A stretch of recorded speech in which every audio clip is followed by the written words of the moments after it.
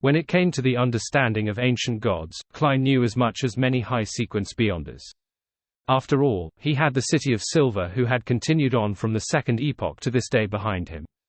The corresponding myths that were passed down the ages had left plenty of influence. Based on what he knew, Phoenix ancestor Gregrace was a so-called ancient goddess.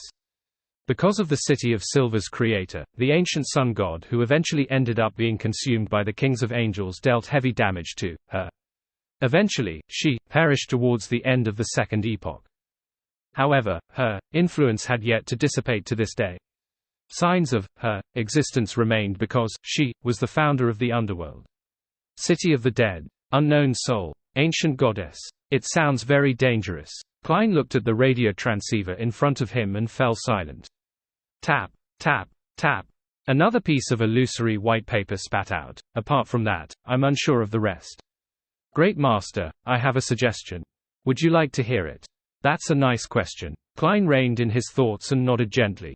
Theek. The clacking of the radio transceiver became increasingly brisker as a new line of text quickly appeared on the illusory white paper. Regarding Calderon City, you can ask Red Light Eye or Moria. I still have to ask Red Light in the end. Klein nodded slightly and switched to asking, is there any danger if I were to remove Admiral Hell Ludwell's mask? No. A decisive answer appeared before Klein's eyes. That's good, he thought and said, let's end it here for today. Great Master, Wise Master, in another 1 or 2 minutes, a gaze will be cast here. Your loyal and humble servant, Rhodes, will await your next summoning.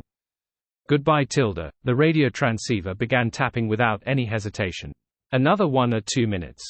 Why didn't you say so earlier? Klein was alarmed as though he was seeing a countdown timer on a bomb. He hurriedly used the altar and material he had yet cleared to set up a sacrificial ritual. He then threw the radio transceiver above the gray fog. After doing all of this and confirming that there weren't any anomalies around him, Klein made Ludwell walk to the side and not face him directly as he took off the silver mask. Gloomy pale white light spewed out, but it wasn't as exaggerated in his battle between Klein and Ludwell. It only enveloped a small region like an extinguishing candle. Meanwhile, as the radio transceiver had been sent above the gray fog, the gloomy, cold feeling that had disappeared in the nearby forest appeared again. Furthermore, it had an indescribable sense of horror that struck at the heart. This reminded Klein of a cemetery and the legendary underworld. After waiting a few seconds, seeing that there weren't any additional abnormal developments, he made his other marionette, Winner Enzo, to circle to Ludwell's front and carefully observe the face that had been masked for extended periods of time. The face lacked flesh, its skin clung tightly to his bones without any colors. It was as translucent as crystal. Beneath the crystal, transparent and indescribable shadows quickly flowed out, at times fusing with the skull, and at other times they shrank in gaps, surfacing on his teeth. Compared to the first 1 or 2 months of his transmigration, Klein would have been shocked by Admiral Hell's appearance, but now, having already seen all kinds of odd rampages and mutated bodies, he wasn't shocked by such looks. After another round of research, Klein completely figured out Ludwell's condition. All of this stemmed from the unique traits of him being a gatekeeper. At Sequence 5, after becoming gatekeeper, Beyonders could use their bodies as cages that belonged exclusively to the underworld, allowing them to contain a certain number of souls, deceased, and natural spirits. As such, they obtained all kinds of unique powers with powerful helpers. There was no need to bring a huge undead army around in an eye-catching manner. This was the origin of many folk tales. Another purpose of a gatekeeper was an ancient role, to guard the underworld in their bodies, preventing the souls contained within from escaping, and to use them. This similarly had the symbolism of a pair of double illusory doors. And after ancient death, Phoenix ancestor Gregrace created the underworld, it was bestowing a small amount of the Death Pathway's authority to all gatekeepers. This made Beyonders of this sequence receive an enhancement in strength. The reason why Ludwell kept wearing the mask was because he had contained a powerful underworld creature in him. On the one hand, this creature could be used by him, and on the other hand, it was eroding his body, turning him into a half-human, half-dead existence. At the same time, ultimately, this creature was innately connected to the underworld. It was attempting to open the door and return. This was a combination of a gatekeeper's own powers and authority, and with the augmentation from Death's Ring, it allowed Admiral Hell Ludwell to enlarge the door to the underworld, allowing him to steer the Black Tulip directly inside. Half-human and half-dead form. No wonder Ludwell dares to enter the underworld. A real living person probably can't survive a second inside.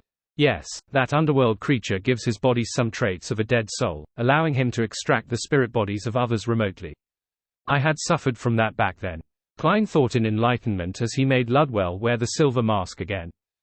The mask's purpose was to placate the soul. It allowed the underworld creature in Ludwell's body to be in a relatively calm state most of the time. After resolving his puzzlement, Klein cast his gaze back onto the altar. He wanted to attempt to contact one of the spirit world's 7 lights. In this aspect, there were special secret deed rituals and the corresponding spirit channeling ritual he could choose from. After some consideration, Klein chose the latter. This was because a secret deed ritual required him to open up his mind and spirit, allowing the targeted existence to make contact and thus obtain certain knowledge, strength, help, and a spiritual experience. This also meant that his body's thoughts and secrets were open to that existence. And through the spirit channeling ritual, there were 2 types, direct communication and praying for a soulfall. As the spirit world's 7 lights were extremely lofty existences, Klein couldn't guarantee a response based on the ritual's request. Therefore, although he wished to communicate remotely via spirit channeling, he had to make preparations for a soulfall to show his sincerity. Lighting 3 candles and dripping liquids like mint essential oil, Klein specially took out a paper figurine and placed it on the altar for the vessel for the soulfall. If there wasn't anything similar, the supplicating target would soulfall onto him, just like how Danitz had requested Vice Admiral Iceberg Edwina's soulfall back then. There were also 2 scenarios.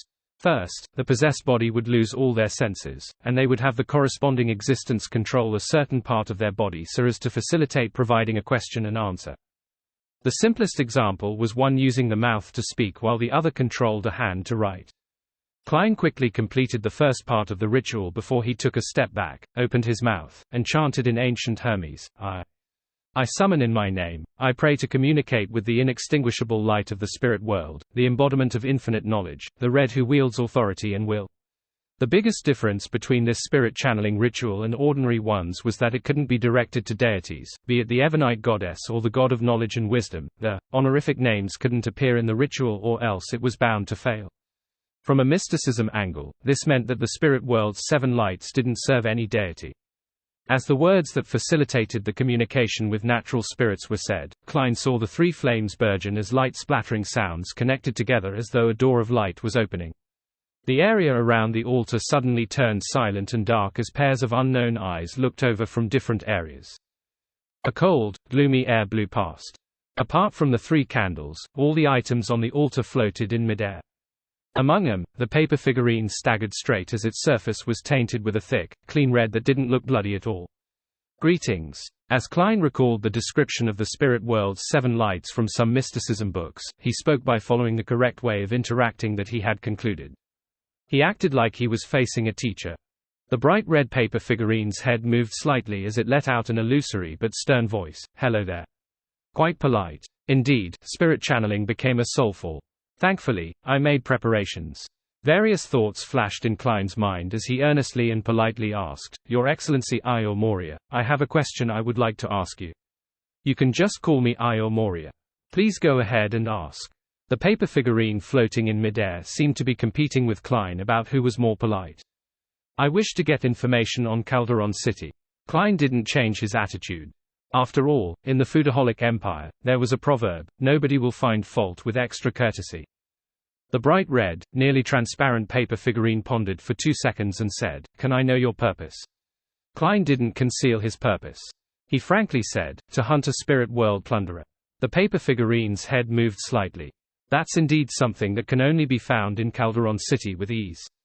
Elsewhere, spirit world plunderers are like a drop of water in the ocean.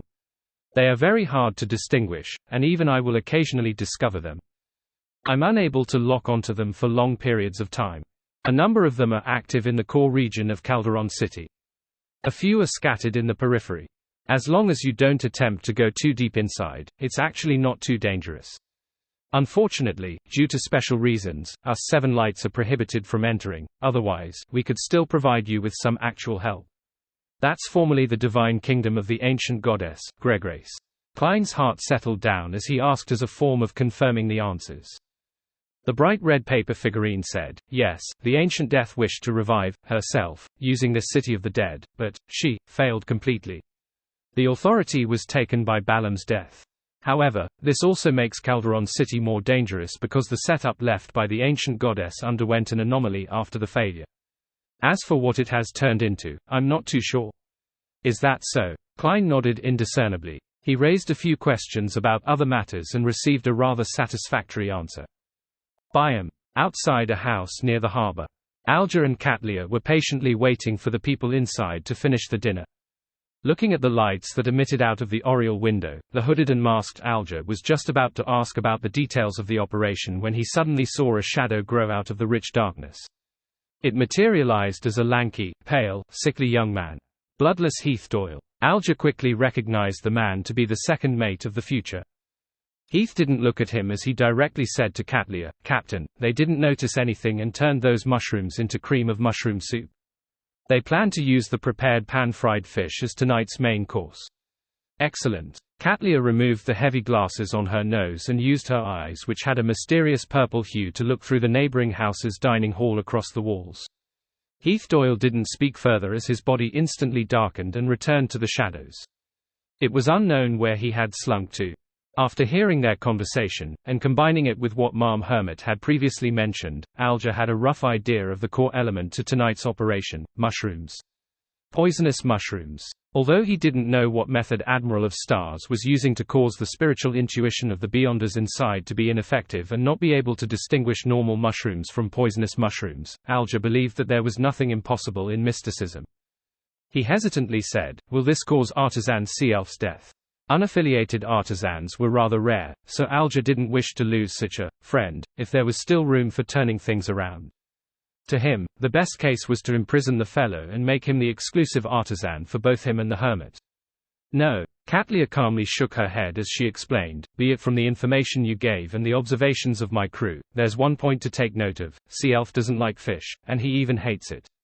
This might have to do with him getting a fish bone stuck in his throat when he was young. And it was because of this matter that Katlia ultimately chose the mushroom strategy. This could effectively reduce the enemy's effective strength while allowing their side to minimize any risks." The dark environment bred mushrooms that devoured flesh and blood and were the first to be eliminated by Admiral of Stars because they could let Beyonders with sharp spiritual perception sense something amiss. This was akin to facing something poisonous. In addition, Beyonders who believed in the primordial moon had a rather deep understanding of herbs, plants, and fruits. Relying on visual observation, they were likely able to identify mushrooms that posed danger. To trick them, the only way was for the food to be harmless itself. Only through its contact with something else did a mutation occur. Based on this, the mushrooms previously created by Frank were perfect.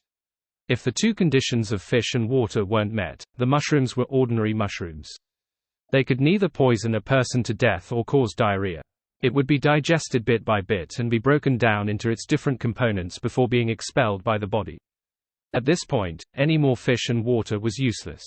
For this, Katlia especially got Frank to temporarily abandon his experiment and had obtained a batch of mushrooms. She also promised to hunt an Aurora Order Rose Bishop for him. "Hates fish," Alger whispered, feeling like he couldn't keep up with the hermit's thought process. He had clearly asked if the poisonous mushrooms could cause Artisan Sea Elf's death, but the answer he received was that the artisan wouldn't die because he didn't like fish and even hated it. Is there some connection between the two? Alger questioned inwardly in puzzlement, but he didn't say it out loud. He maintained his silence and planned to observe more and take note. After a while, there were screams from inside the house, followed by pangs of painful grunts and vomiting. "Begin." Katlia issued an order in an abnormally succinct manner. Her figure instantly turned transparent, turning into a sculpture formed by countless stars. The sculpture shattered instantly as bright stars surged towards the house's door and drilled through a gap. As stars gathered inside, Katlia's figure materialized. Then, she heard howling winds and sounds of collisions.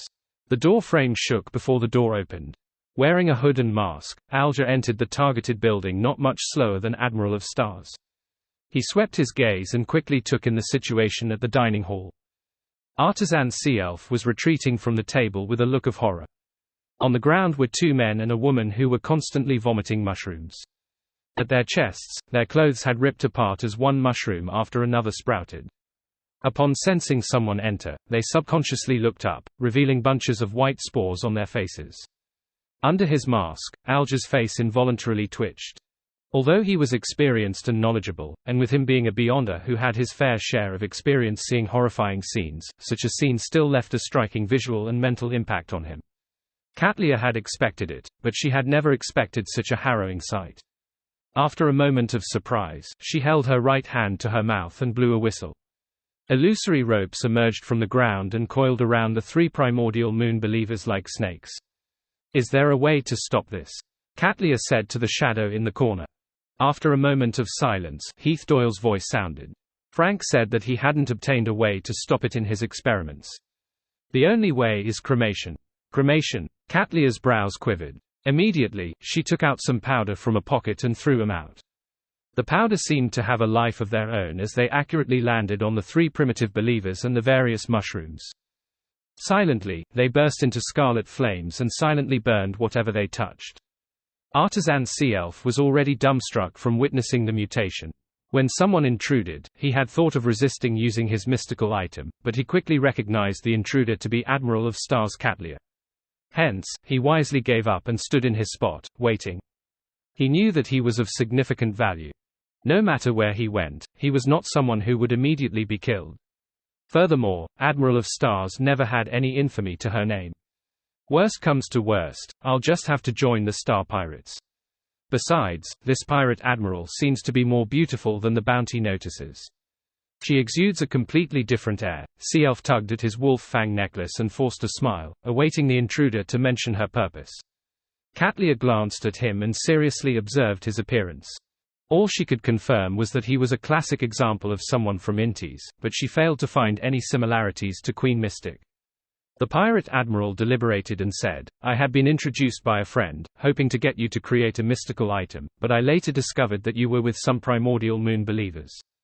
The three of them aren't too strong and couldn't restrain you at all. Why do you still remain here?"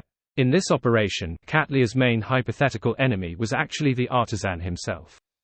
This was because she could neither kill him or control him. Furthermore, he still had many well-matched mystical items, making him a powerful enemy. Yet, things developed smoothly to her surprise. Sea Elf said with a smile, "They had strong ones in biome in the beginning. Using particular floral fragrances and powders, they infected me with a strange ailment, making me increasingly weaker." Katlia casually sized him up and said, "You have already recovered, so why aren't you taking this opportunity to escape?" Alger stood by the side silently. He didn't say a word, afraid that his voice might betray him. Artisan Sea Elf chuckled and said, "While I was under their control, they told me that as long as I believed in the primordial moon, I could use certain rituals to treat my chronic illness. I couldn't resist the temptation and tried it, and it really succeeded. I found the feeling of being a man again." Having said that, he came to an abrupt halt, realizing that he had said too much, exposing his secret illness. This is him letting himself go too far when it comes to women, thus, slowly losing his abilities in bed. Alger chuckled inwardly. Sea Elf looked up and glanced at them. Seeing that no one was mocking him, he coughed slightly and continued, "It wasn't something that relied on medicine. I really recovered my young, virile state. Later, I had 2 dreams of a moon that was bloody and very enticing. I believed that I had already become a believer of the primordial moon, therefore, I didn't dare to escape." Katlia and Alger silently exchanged gazes, simultaneously passing the death sentence on him. As long as someone truly believed in an evil god, devil, or some other secret existence, unless they were willing to continue in the faith and slowly become crazier, there was no regret. Even if they were protected by official Beyonder factions and didn't suffer any problems for prolonged periods, they might end up strangling themselves in their sleep years later. This was nearly unsalvageable, unless they earned the right to receive the blessings of a grounded angel like a pope of a major church, or if they accepted being isolated by certain sealed artifacts and live underground forever. Of course, under such situations, there were also many who did nothing and managed to live to a ripe old age before dying a natural death. However, they were mostly ordinary people, targets that the evil gods, devils, and hidden existences easily ignored. As for Sea Elf, he was a very useful artisan. Katlia didn't mention the primordial moon believers again. To her, it wasn't a big problem whether the artisan believed in an evil god. As long as he could be communicated with to reach a deal for cooperation and not go crazy from time to time, the other matters weren't something a pirate needed to be worried about. She switched topics and said, "What mystical items do you have now?" I'll choose a few and leave you with the rest. Towards such a development, artisan Sea Elf wasn't too surprised. She was a pirate, not a policewoman. Doing a heist in passing was extremely normal. For her to leave him some items was something he should earnestly thank her for. In fact, with his level and items, it was possible for him to successfully escape if he went all out, but he lacked the courage. Alright. Sea Elf took out a pair of grayish-white glasses from his breast pocket. Gargoyle glasses. As long as sight lines are met, it can cause the other party to turn numb all over as though they are being petrified. There are two negative effects. First, if one wears it and looks into a mirror, one will turn numb as well. Second, one's body will turn heavy, making one unagile. Isn't that the item I reserved? So it has already been made. Looking at the artisan, Alger couldn't help but narrow his eyes. Sea Elf didn't notice the change in Alger's eyes. He pointed at one of the cremated, primordial moon believers and said, "That cane was taken from me. It's called Word of the Sea. It can release lightning at a target. Waving it and striking it will cause it to be augmented with wind blades. Apart from that, it can also create large water spheres and corrosive rainwater. It can also allow the wielder to not be afraid of deep-sea pressure. They can freely extract oxygen from the water. At the same time, it can also be used as a wand to provide flight."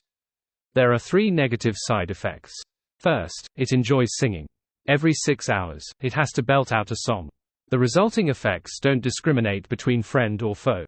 Due to the different choices of songs and styles, it can make one's mind go adrift or have one's mind and soul shocked, and at other times, cause one to be irascible and be in a state of lowered reason. Of course, even without waiting 6 hours, it will also be very willing to sing if you so desire. Second, you can probably tell that it's equipped with living characteristics. Furthermore, it's one that is rather testy. It enjoys tripping, beating, or pulling the wielder downstairs when they aren't paying attention. Third, it will cause the wielder to easily be struck by lightning. Therefore, on stormy days, either don't go out or don't bring it along. This is the sealed artifact that was made from Gehrman Sparrow's Ocean Songster Beyond a characteristic. If he were to know that you had already made it and had allowed the primordial moon believer to take it away, you will definitely be sold to someone who is in need of you, in the form of a Beyond a characteristic. Alger looked towards the dining table and saw the black silver inlaid cane. From what he knew, regardless of whether the other negative effects were severe, mystical items with living characteristics were considered sealed artifacts. This was because there were unpredictable dangers associated with them. With Katlia and her companion not telling him that he was done, Sea Elf could only continue taking out mystical items with a glum face. This short knife is called Blade of Poison. The effects are obvious. There's no need for me to give any additional information, right? Every time it deals damage, it will add on a random poison. As for what it is, it's all luck. Its negative effects aren't too serious. It will only cause medical treatment to fail and the feeling of being drunk to accumulate within the wielder. Sea Elf continued introducing a few mystical items and finally heard Katlia say, "Excellent, the rest are yours." Phew, she still left me with 3. Not only did Sea Elf not bear a grudge, he felt deep down how nice a person Admiral of Stars was. It was as though he had suffered some psychological ailments. Katlia then turned to look at the Hanged Man. "You pick first." She knew that the World Gehrman Sparrow had commissioned a mystical item to be made by the artisan. Therefore, the Hanged Man had to first select the Crazy Adventurer's item first. Alger nodded and took the Word of the Sea and the gargoyle glasses. Then, he indicated that the rest were spoils of war. Katlia thought for a moment and said, "Pick another one. The rest will be mine." She wasn't too interested in the remaining mystical items because she had 2 rather powerful items that suited her. She had also obtained the Scales of Luck and Judge button later, thus, covering all her bases. Under such a situation, the stacking of negative effects was something to be considered. Unless it was something extremely special, it wasn't something she would take a second look or choose to exchange. Of course, as a pirate admiral, she never found mystical items too excessive. After all, she had to hand over some of them to the Moses Ascetic Order and leave the rest to reward her crew. Alger fell silent for a moment. Darting from what items and beyond her powers he had, he chose the Blade of Poison. Following that, Katlia instructed Bloodless Heath Doyle to move the mystical items that Sea Elf had placed on the ground, and the remnant items left by the primordial moon believers, out of the room. Then, she looked at the artisan with her dark purple-hued eyes. Why do the primordial moon believers want to control you? Sea-Elf's eyes flickered. Isn't that simple and obvious? To get me to make mystical items for them. Just as he said that, his heart skipped a beat as a result of the purple eyes that were coldly looking at him. He hurriedly added, they also seem to have some plan that needs the help of an artisan. As for what it is, I've no idea because it hasn't started. Katlia retracted her gaze while seemingly in thought. Exchanging a silent look with the hanged man, they nodded simultaneously. They decided not to take away the artisan today and to leave him there to monitor the subsequent developments. In other words, they wanted to figure out the primordial moon believers' plans from monitoring him. Actually, for the hermit and the hanged man, whatever the primordial moon believers were plotting wasn't something they cared about. They just each had matters they were concerned about. The former used it to communicate with Queen Mystic to provide her reference material for her strategies in the supernatural world. The latter could use this matter to earn contribution points from the church, therefore, they had instantly come to a tacit agreement to investigate deeper. Of course, Alger always believed in a principle: the more information he wielded, the more benefits he could obtain from various matters. After a brief silence, Katlia said to Artisan Sea-Elf in the same tone, since you're already a primordial moon believer, taking you with me provides me with no benefit. Sea-Elf nodded immediately, agreeing with what she said. Katlia paused for a moment before she said, however, I wish to establish a long-term working relationship with you. Therefore, I need a few drops of your blood. This will aid me in finding you at any time. Sea-Elf wore a miserable look as his lips quivered, but he was unable to object to it. Phew. He suddenly exhaled and said, okay. With that said, he picked up a paper cutter beside him and sliced his forearm, letting a few drops of blood drip out. Katlia immediately raised her right arm and gently flicked her wrist, causing the few drops of blood to float and fly towards her. After observing the blood in her palm, this pirate admiral suddenly asked, what's your last name? June, Sea-Elf replied instinctively. Katlia didn't say a word as she turned around and walked out the door. Alger followed closely behind. The room quickly turned silent as Sea-Elf sat on the sofa. He sat there motionless for quite a while, as though he was deep in thought over the encounter, being unable to extricate himself from it. 10 minutes later, he suddenly stood up and took out a small human-shaped figurine from his inside pocket. The figurine was brass-colored, and its face was empty. Blood slowly seeped out from it and remained on its surface. Sea-Elf hurriedly wiped the figurine's face with a handkerchief before heaving a sigh of relief. He curled the corners of his lips and silently muttered, thankfully I have this fate puppet. Humph, let's see how you can find me with those drops of blood. Don't even think of cursing me. In the poverty-stricken district of Byam, on a street without any street lamps. The masked and hooded Alger looked at the hermit beside him. With a deep voice, he said, after Sea-Elf escaped from the Church of Steam, he has been living safe and sound to this day. This means he's not a fool. For him to so easily give you the blood in such a relaxed manner without putting up any resistance means that he has the means to avoid your tracking. Besides, he didn't mention an explanation of how the primordial moon believers found him.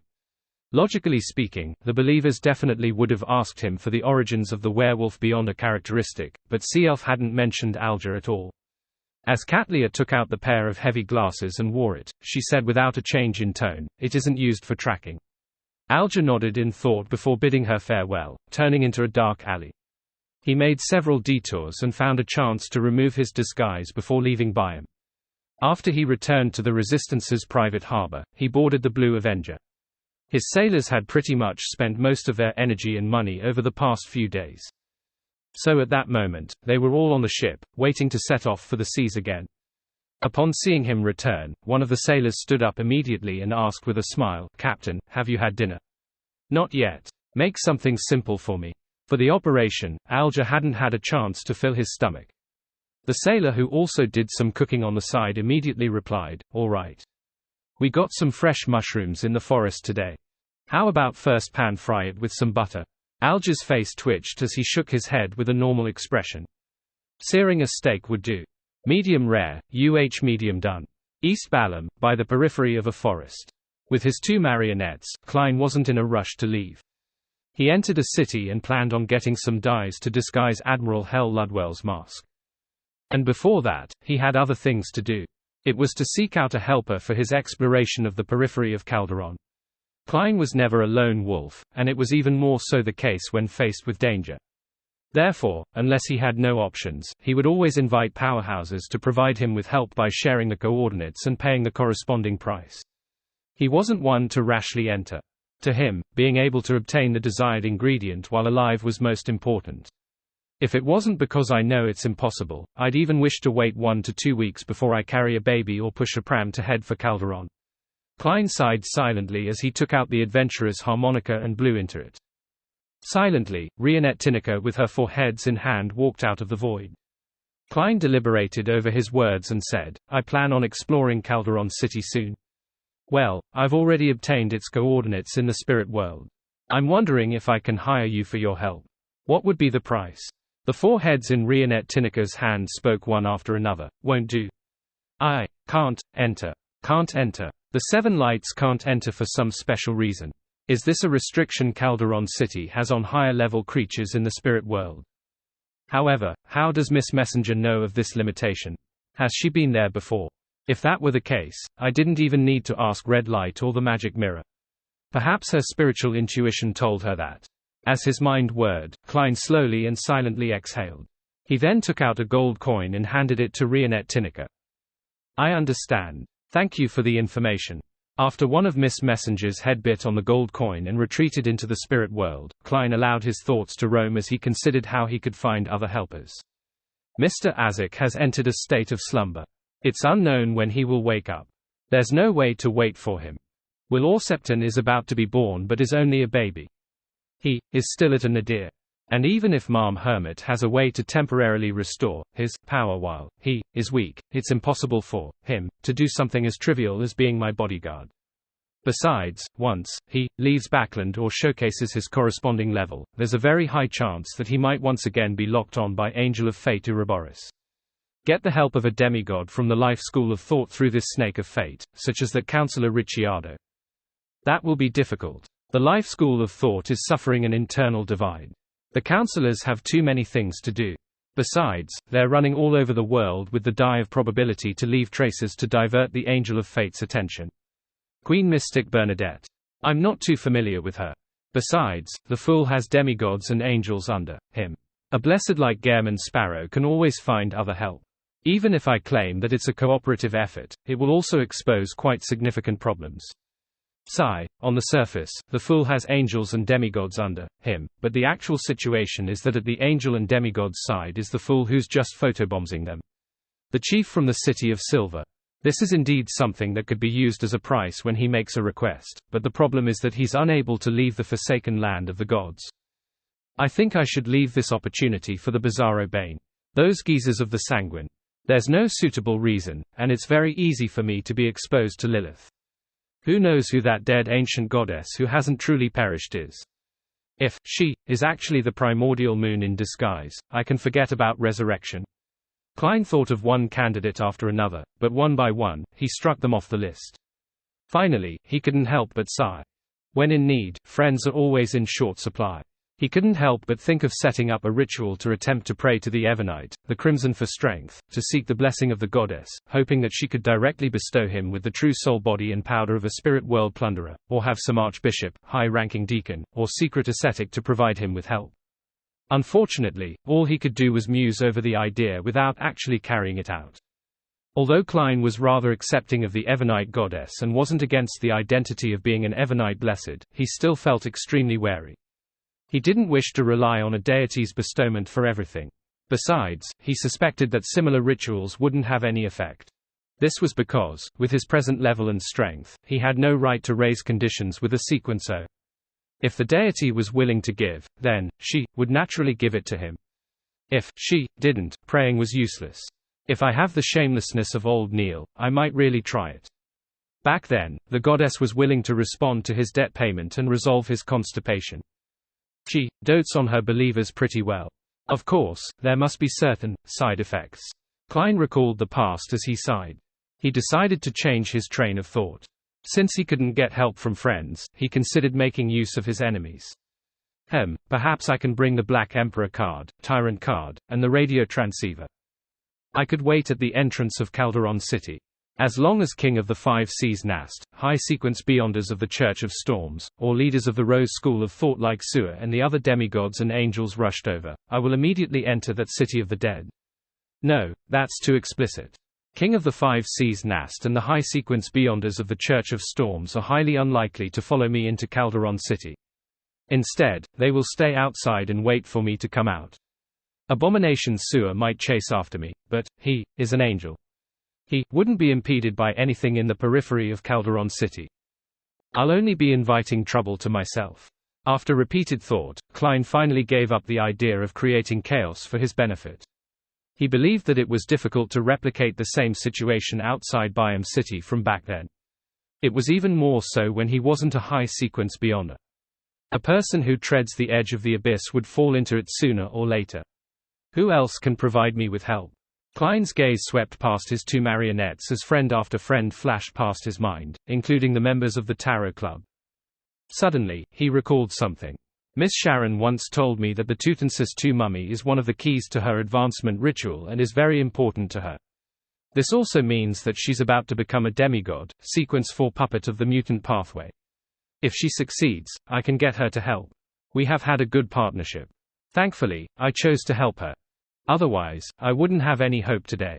As Klein reeled in poignancy, he took out paper and a fountain pen. Placing the paper on Enzo's back, he scribbled, "It's been a while since we last met. I wonder how you've been recently." As he wrote, Klein suddenly stopped. He felt the opening was too off and hypocritical. Miss Sharon is a person who restrains herself. When she writes letters, she goes straight to the point without saying anything unnecessary. I have to consider her personality and be more frank. Klein thought for a few seconds before raising the previous slip of paper. Shaking it, he made it become engulfed in scarlet flames. After a few seconds of deliberation, Klein wrote on a new slip of paper, "I've already acquired the spirit world coordinates of Calderon City. If you've already become a demigod, I wish to cooperate again to receive some help. If not, there's no need to force it. I can still find other friends." Sherlock Moriarty. After folding the slip of paper and addressing it to Mayim, Klein took out the adventurer's harmonica again and blew it. Rionette Tinnicker, in her dark and complicated dress, walked out of the void as though she had never left the vicinity, appearing right in front of him. Klein handed her the folded slip of paper and a gold coin before seriously exhorting her, "Send it to Backland, Hillston, 126 Guard Street. Throw it directly into the mailbox." "All right," one of Rionette Tinnicker's head said while another head but on the letter and gold coin. Upon seeing this, Klein pressed, somewhat worried, "You haven't lost the previous map, right? Do you know which borough Hillston Borough is? Do you know where Guard Street is?" The three other heads which Rionette Tinnicker held replied, "No, I know, it's very easy to find." Klein immediately heaved a sigh of relief as he politely sent off Miss Messenger. He temporarily threw the matter of Calderon City to the back of his mind and began disguising his marionette, Ludwell. The next morning, a man, with brownish skin, light curly hair, and was dressed in a formal Loan attire and a silk half-top hat, entered Tetanic City that bordered a forest with his two servants. This was a city that mainly produced timber, rubber, and special products from the forest. There was talk in the town that a few hair growth research centers and the complementing factories were established here. Having disguised himself as a local, wealthy man, Klein quickly found a hotel to stay in. Sitting on a reclining chair made of rattan, he observed his handiwork once again. Winner Enzo's skin was not only bronze, but it was now almost completely black. Together with his thin and soft hair, bushy brows, and dark shadowy facial outline, matched with Balam-style baggy, creased pants and a black and white top, he looked like a typical example of a local servant that hailed from a particular plantation manor. Admiral Hell Ludwell's rather resplendent clothes had become the same style as Enzo's. His exposed skin had clear burn marks, and his silver mask was now dyed with a uniform iron-black color. This made it look as though he had been disfigured due to a fire accident and that he was wearing a mask to hide his face, lest he scared any passersby. After having his lunch which was served to his room, Klein heard stacked illusory prayers. Mail. Mr. Hanged Man. It's also possible it's Emlyn and Little Son. The transaction of the Sequence 5 Beyonder characteristic of the vampire pathway is about to begin. Klein was just about to head for the bathroom to take 4 steps counterclockwise and head above the gray fog when his spiritual perception was triggered. He hurried activated his spirit vision and saw the headless Rionette Tinaka appear out of the spirit world, which overlapped with the real world with a letter in a head's mouth. Miss Sharon has replied. Klein first thanked her before receiving the letter and tearing it open to read. Sorry, I will likely still need another 1 to 2 months of preparation. If you still need my help by then, I'll be fine with it. Sharon. 1 to 2 months. It's not like I can't wait. It's not like I've digested my marionettist potion yet. Klein nodded indiscernibly as he got a pen and some paper to reply simply, take your own time. There's no rush. My matter isn't urgent. I can wait. Sherlock Moriarty. After handing the letter and gold coin to Rionette Tinaka and getting her to send it to Backland, Hillston Borough, 126 Guard Street, Klein suddenly thought of a problem. During wars, scouting is necessary. How can I be rash and so careless about exploring a dangerous place like Calderon City? When Miss Sharon advances, I can head there to do some scouting and gather some intelligence without the need to take risks. For example, I can figure out exactly what restrictions there are, what kind of anomalies will happen towards death domain powers, or I can figure out whether I'm only able to enter by a fixed entrance, or if I have any way of directly returning above the gray fog from inside. After confirming all of this, I can formulate a plan and make preparations. Of course, before scouting, divination is necessary. Klein soon made up his mind and walked into the attached bathroom. Above the endless grayish-white fog, in the magnificent ancient hall, Klein didn't rush to do a divination. He first answered the hanged man Alger's sacrificial ritual and got the cane made from the ocean songster Beyonder characteristics to appear in front of him. Word of the Sea. This name, when transliterated to Chinese, does bring back memories. I'll just leave it at that. It's basically a weaker version of Sea God Scepter. It doesn't have demigod-level powers like lightning storm or tsunami either. There are quite a number of negative effects. As Klein recalled the hanged man's descriptions, he stroked the silver-inlaid black cane. Perhaps the mysterious space above the gray fog had naturally suppressed it, causing this Beyonder cane to not express its living characteristic. It silently lay there like it was the most common and ordinary piece of wood. Klein nodded slightly and muttered silently to himself, mystical item with living characteristics are really rather troublesome. But from a different angle, it means that they can be communicated with. The die of probability back then was quite a nasty fellow, but didn't it also become obedient after getting schooled? Besides, I can always have my servants hold it most of the time. Yes, winner Enzo will be most suitable. Although he already has 0 passive luck, he is still accumulating luck constantly to make preparations for that critical moment. Releasing a little bit of it wouldn't affect anything. This way, be it being tripped, thrown, or beaten, he would be able to smoothly avoid it and not garner the attention of others. On careful thought, the cane's pranks aren't completely useless. If I were to meet other marionettists, spirit world plunderers, or bizarro banes and lose my initiative and end up being initially controlled, my thoughts and actions would turn sluggish. It would be quite difficult to extricate myself from that state by myself. At this moment, if an uncontrollable cane were to suddenly hit me or trip me to the ground, wouldn't I be successfully escaping from my predicament? Sigh, if a mystical item's negative effects are used well, they can be quite a boon. Of course, in normal combat, such pranks can bring about unnecessary dangers. How it should be balanced or avoided will need repeated trial and error. As for the negative effects of easily being struck by lightning on a stormy day, Klein didn't mind. Firstly, unless he was in a special region, stormy weather wasn't common to begin with. It wasn't something that needed to be taken into consideration most of the time. Secondly, as a seer, divining the day's weather before heading out was a common act. Finally, if he couldn't avoid sudden flash storms, Klein could always give the cane to Enzo. This way, even if the lightning were to strike the winner, it would even up being attracted by a nearby lightning rod. Let's just hope I'm not that lightning rod. Klein gave a self-deprecating laugh as he considered the most worrisome negative effect. It would belt out Beyonder singing every 6 hours. This was indiscriminate, and it was basically a huge AoE, 1, attack. After some thought, Klein decided to communicate with the Word of Sea cane to reduce the frequency at which it sang, or to give prior warning before it sang. I had breakfast early today. It's almost time for creeping hunger to start its howling. In thought, Klein removed the human-skinned glove from his left palm and threw it at an empty spot in front of the junk pile. Right on the heels of that, he lifted the silver-inlaid black cane and threw it over. Then, he stirred some of the power of the mysterious space above the grey fog, creating a barrier that isolated all sound and images. He made Creeping Hunger and Word of the Sea spend time alone. After doing all of this, Klein rubbed his palms and conjured a pen and paper. He wrote down a divination statement: "My scouting of Calderon City's periphery today is dangerous." After putting down the dark red fountain pen, Klein removed the spirit pendulum from his left wrist. He let the topaz hang down over the paper in close proximity with it. After chanting 7 times in his mind, he opened his eyes and saw the topaz standing still and not spinning. This meant that the divination had failed. Calderon City's actual situation is a secret to the entire spirit world, and divination lacks a starting point. Besides, that was once a divine kingdom of an ancient goddess. There's a mutated resurrection setup left over there. It can similarly interfere with divination. Klein rolled up his spirit pendulum and deliberated in thought. I can only trust what red light said. The danger around Calderon City's periphery isn't that great. Besides, I still have marionettes. I can let them go first and confirm if that place screens the grey fog. If it can, I'll give up. If it doesn't, I'll enter myself. Klein quickly came to a decision. Without any hesitation, he waved his hand to remove the barrier he had previously created. Then, he saw the Creeping Hunger, which had retreated to the side of the junk pile.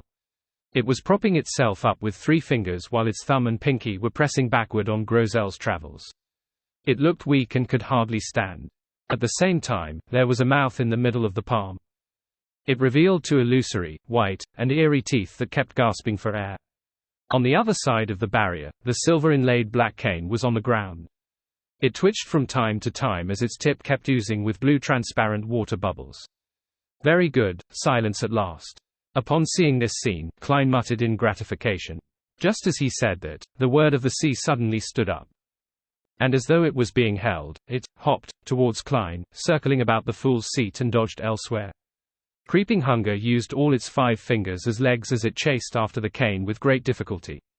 Midway, it collapsed to the ground. Klein watched speechless before letting out a sigh. After fusing with Mr. A, Creeping Hunger seems to have a living characteristic, but this level of intelligence is way too low. It clearly grazed a wind blessed and is capable of short-distance flight, yet, it still uses its fingers as legs to chase. After saying that, he turned his head towards the Word of the Sea cane which was hiding beside him. Aren't you a sequence 5 of the Sailor Pathway? What kind of mystical item are you if you can only hop on 1 leg? Seriously, are such low-level living characteristics equivalent to babies? No, a particular baby is way smarter than all of you. Klein reprimanded each of them and sighed as he said in amusement, "It's not like I'm a devil." Just as he said that, the glove and cane who was still stirring froze at the same moment. They didn't dare make a sound. Klein's subsequent words were left in his throat. All he could do was reach out to pick up Word of the Sea and kindly and sincerely speak to it. After a friendly and frank negotiation, this silver-inlaid black cane used high-frequency swaying to gesture that it would reduce its singing to a minimum. If it really couldn't hold back, it would inform its owner. The exact manner included, but was not limited to, trembling slightly or automatically moving up a few centimeters. At the same time, it raised a request via singing: never use the hand wearing Creeping Hunger to hold it. Of course, if its master insisted on doing so, it didn't object to it and was happy to accept it. Better than Creeping Hunger. It's not too stubborn. Klein beckoned for Creeping Hunger and wore it on his left palm. Taking a glance at the door of summoning which had been produced from the ritual, Klein began considering the items to bring on his scouting of Calderon City. Needless to say, the 2 marionettes were going. They could be used as bait, to scout the path ahead, be used as test subjects, and verify any traps. They allowed a marionettist to not need to undergo too many dangerous actions, so they were definitely going. They would be wearing Enzo's Flower of Blood ring and Ludwell's Harris sword. They were all standard equipment. In addition, Klein decided to get Enzo to carry the Word of the Sea. As for himself, Klein planned on heading there as a spirit body. Once anything was amiss, he would immediately end the summoning and return above the grey fog. This way, what clothes he matched was something worth considering. Azic's copper whistle. No, that is related to death, and Calderon City belongs to ancient death. There's a small possibility that this might create a terrifying anomaly, causing the danger in the core region to automatically come out. Black Emperor card or the Tyrant card. I'll be moving about the spirit world. The two marionettes are basically dead. I'm not afraid that they have their blood extracted. Hey, Ludwell is a half-human, half-dead entity. He doesn't have blood to speak of. The value of Enzo's blood only makes him appear human most of the time. And this could be recovered via using Flower of Blood. It also means that I can bring the Sea God Scepter to Calderon City. It's a place that's deep in the spirit world. It's far from the Rorstad archipelago, so I don't have to worry about being affected by the believers' prayers. The only problem is that I'll become irascible and short-tempered. It will be easy for me to become hot-headed. This is taboo when it comes to exploring. However, this is easily resolved. I'll leave it with Enzo or Ludwell. Besides, the Tyrant card's level is very high. It can produce a suppression effect to a certain degree on the Sea God Scepter, preventing me from easily flaring up. With the combination of the Tyrant card and the Sea God Scepter, I'm equivalent to half a sequence 4. This can then most effectively reduce the risk I face.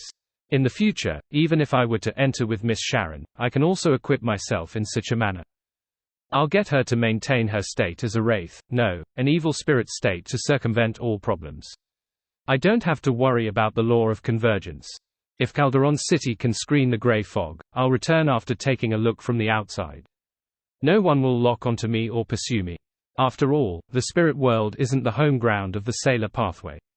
If Calderon City can't screen the grey fog, and a high-sequence Beyonder of the Church of Storms really does get drawn there, I can end up using him. Amidst his thoughts, Klein suddenly reached out his hand, attracting the Tyrant card to fall into his palm. Immediately after that, he fused the card of blasphemy into his soul body. Suddenly, extreme might and terrifying auras emanated from the Fool's location. A heavy papal tiara silently appeared on Klein's head as his clothes turned into a religious robe. The latter was similar in dressing as a pope from Saint Seiya, Knights of the Zodiac, which he had seen in his previous life. However, the colors were dark blue that was almost black. As howling winds sounded, the pontiff robe flared up suddenly as Klein raised his right hand and suspended himself in midair before catching the white-bone scepter that flew towards him. At the tip of the scepter, the gems emitted either blinding silver or blue light like bolts of lightning that circled around the tyrant. With a thud, the Word of the Sea came prostrated to the ground, right beside Klein, who was wielding the scepter and dressed like a pontiff. I really do feel a little irascible, but I'm not that quick-tempered. Wearing the papal tiara and dark blue robes while wielding the Sea God Scepter, Klein seriously observed his new state. This meant that the Tyrant card could suppress the negative effects of the Sea God Scepter to a certain extent, but it wasn't able to completely eliminate it. Using cogitation, Klein composed himself and turned to look at the junk pile in the corner. Grozel's Travels. This is my strongest defensive item to this day. Besides, it also has some magical uses, but the problem is that it was made by another ancient god, Dragon of Imagination Ankerwelt. Based on what Little Sun said, this Dragon King was once allies with the owner of Calderon City Ancient Death, Phoenix ancestor Gregrace. Who knows if this book would trigger any unnecessary developments. To be safe, it's best if I don't bring it. And just like Azek's copper whistle, the mutated paper figurine can't be included. It has the remnant aura of artificial death. This might have a shock and awe effect when exploring Calderon City, but it also contains plenty of latent risks. The Priest of Light Beyond a characteristic. This can effectively restrain dead spirits, a natural nemesis for the City of the Dead, but it's only an ingredient that hasn't been made into a mystical item. The effects it has is rather limited. The negative effects are extremely bad. It won't be helpful to my soul state. In addition, lightning can also purify the dead. With the Sea God Scepter and Word of the Sea, there's no need for me to bring the Priest of Light Beyond a characteristic. Thoughts flashed across Klein's mind as he eliminated the remaining items in the junk pile. He wore the human skinned glove on his left hand, wielded Sea God Scepter, and raised his right hand slightly. He made Word of the Sea fly up and land in his palm. Following that, the papal-dressed Klein changed the appearance of his soul. He hid his facial features within the shadows of the papal tiara. He slowly stood up as the dark blue robes fluttered in the wind, the white-bone scepter dazzling. With just one step, Tyrant Klein passed through the door of summoning and walked out of the candlelight, arriving in the real world. He found himself in the rather spacious bathroom. After adding the Fate Siphon charm and Death Knell into his body, he opened the door and returned to the living room. He got Enzo to come over to receive Word of the Sea. After some thought, Klein took out Death Knell and handed it to Admiral Hell Ludwell. After doing all of this, he brought his 2 marionettes and relied on traveling to head for the coordinates in the spirit world that were provided by Miss Magician. The trip happened rather smoothly.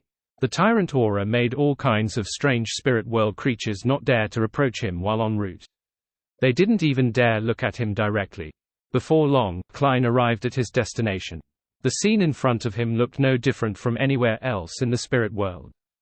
The saturated colors were overlapped, and there was some thin fog emanating everywhere.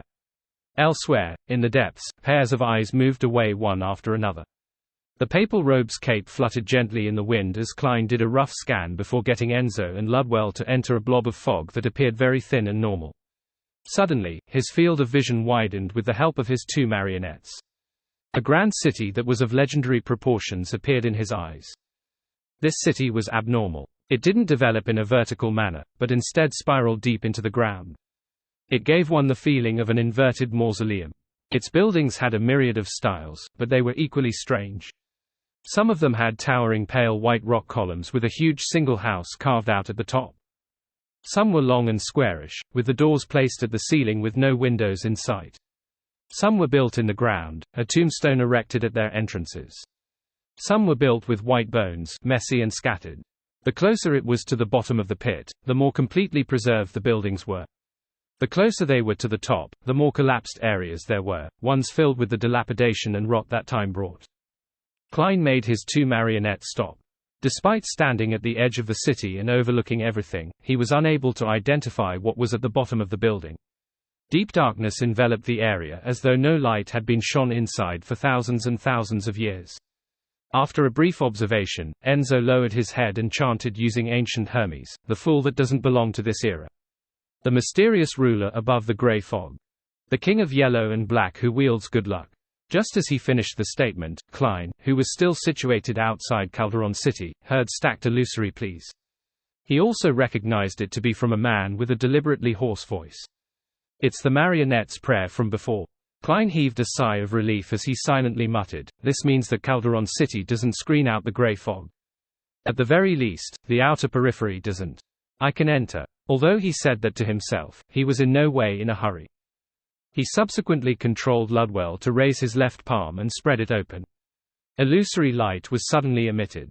Following that, with a point as its origin, the area imploded, forming a pair of double bronze doors. This door was slightly blurry and extremely incorporeal. The surface was covered with countless mysterious patterns that gave one the feeling of indescribable heaviness and silence. With a creak, the mysterious bronze door shifted backward and cracked open a little. Through this crack, Klein saw the deepest and heaviest darkness. Amidst the darkness, pale white colors stirred, swirling up at times and descending at other times. It was like a river that was gushing through a night devoid of light. On its 2 sides, pale white stone columns appeared, looking extremely identical to Calderon City's interior but in a more exaggerated manner.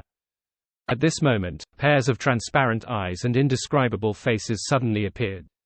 They filled the illusory bronze door's crack. Eagerly trying to pass through, Klein's eyes felt a slight stabbing pain as he immediately made Ludwell clench his left palm. Thud. The illusory door covered in mysterious patterns was pushed by an invisible force as it closed, disappearing from Enzo's sight. This mysterious door that separates life from death and leads to the underworld has apparently changed its course. It's no longer the underworld behind the door, but the core region of Calderon City. The deepest point at the bottom of the pit. Wearing the papal tiara while wielding the sea god scepter, Klein nodded in thought. This way, many of the powers of the death domain was remade in Calderon City, causing an anomaly. With this knowledge in mind, Klein once again got Ludwell to raise his left arm. The left part of this marionette's body rapidly turned illusory as dark green specks appeared as though he had turned into a wraith or specter. His arm began to stop abiding by the laws of reality as it suddenly extended into the distance.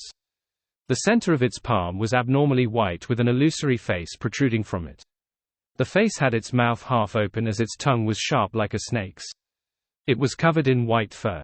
In a completely surreal manner, the tongue flicked out far into the distance. It was as though it could drill directly into a human's body and absorb one's soul. Indeed, the death envoy powers Ludwell gets from the underworld creature inside his body has mutated. Not only has it been enhanced, but it has also gone from remotely extracting spirit bodies to directly consuming them. Klein stood at Calderon City's entrance and made Admiral Hell display all kinds of beyonder powers of the Death Domain.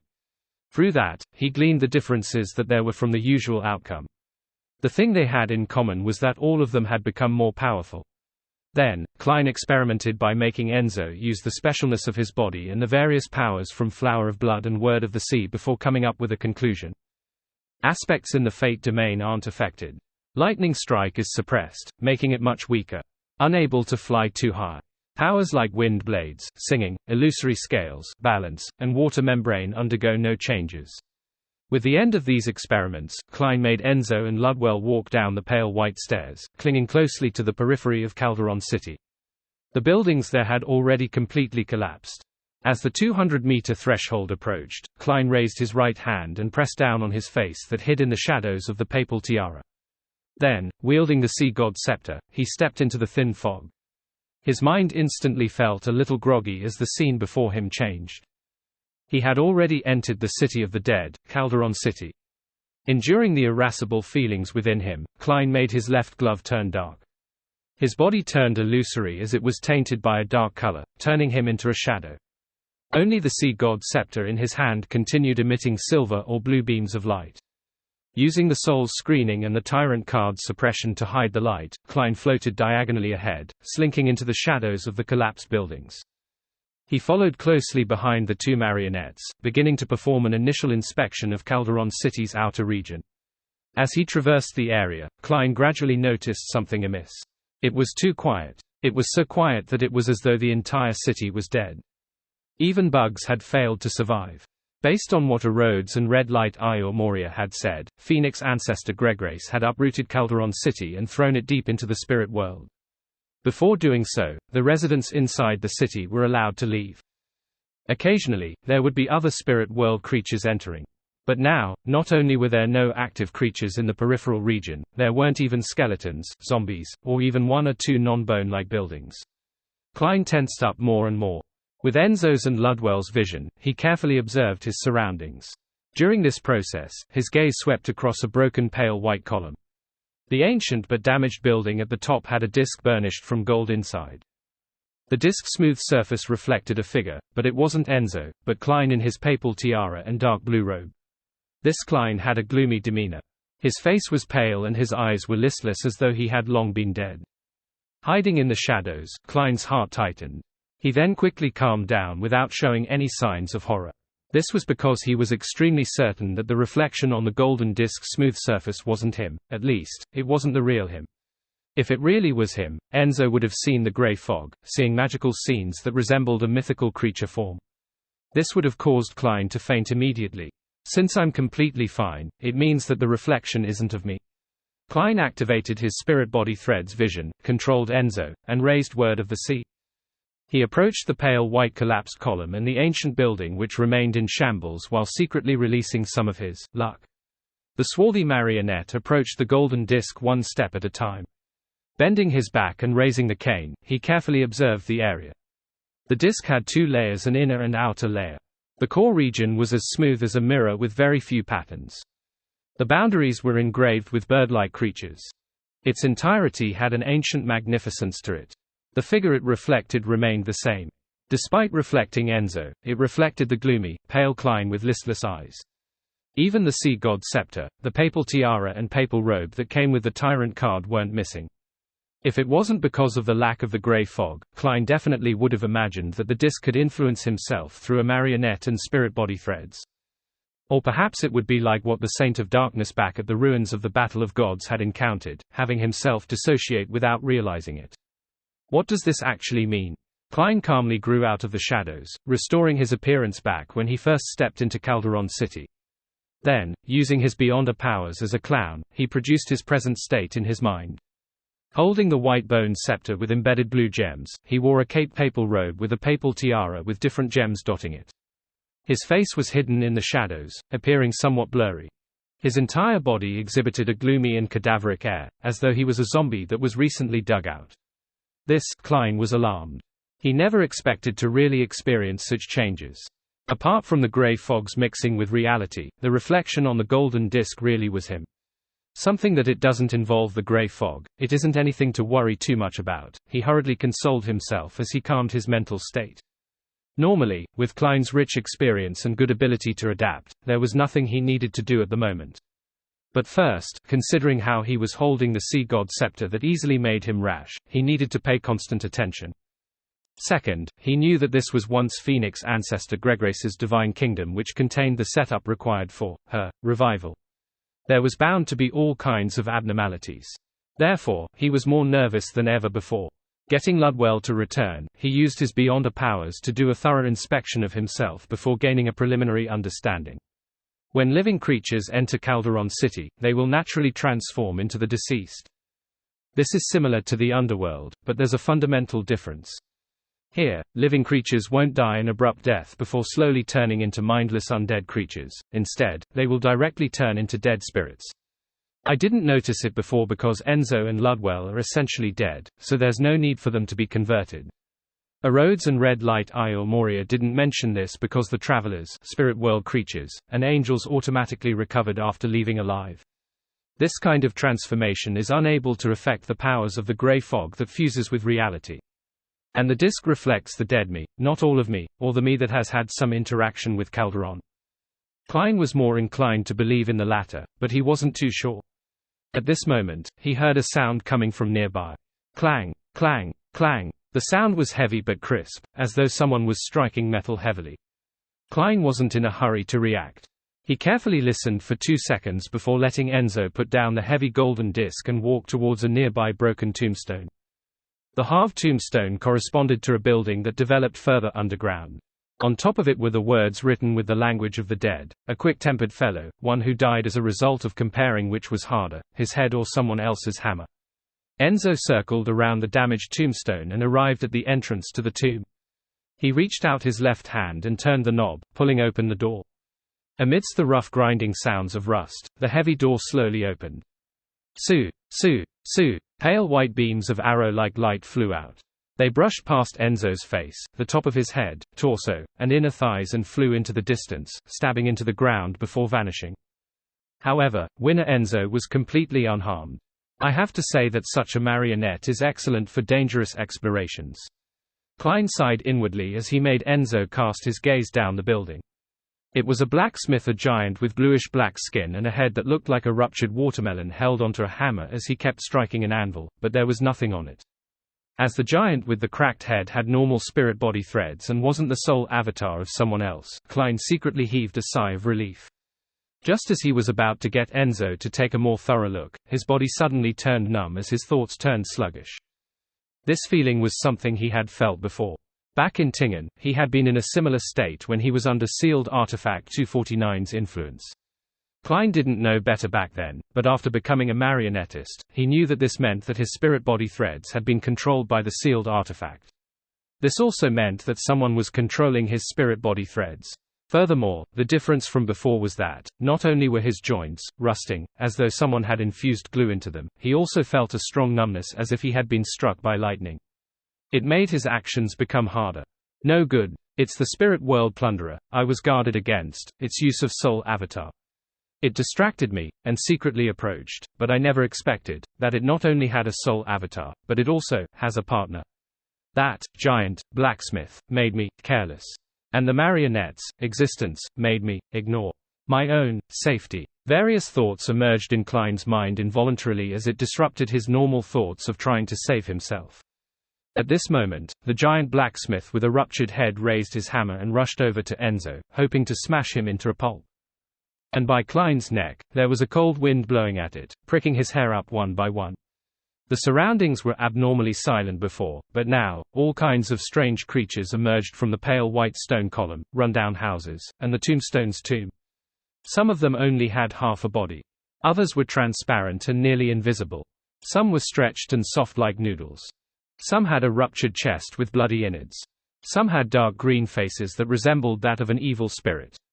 Others had eyes growing everywhere around their body. There were also others who looked like jellyfish that lived in the air. Countless gazes were cast onto Klein from different areas. They were without any feelings, just indifferent.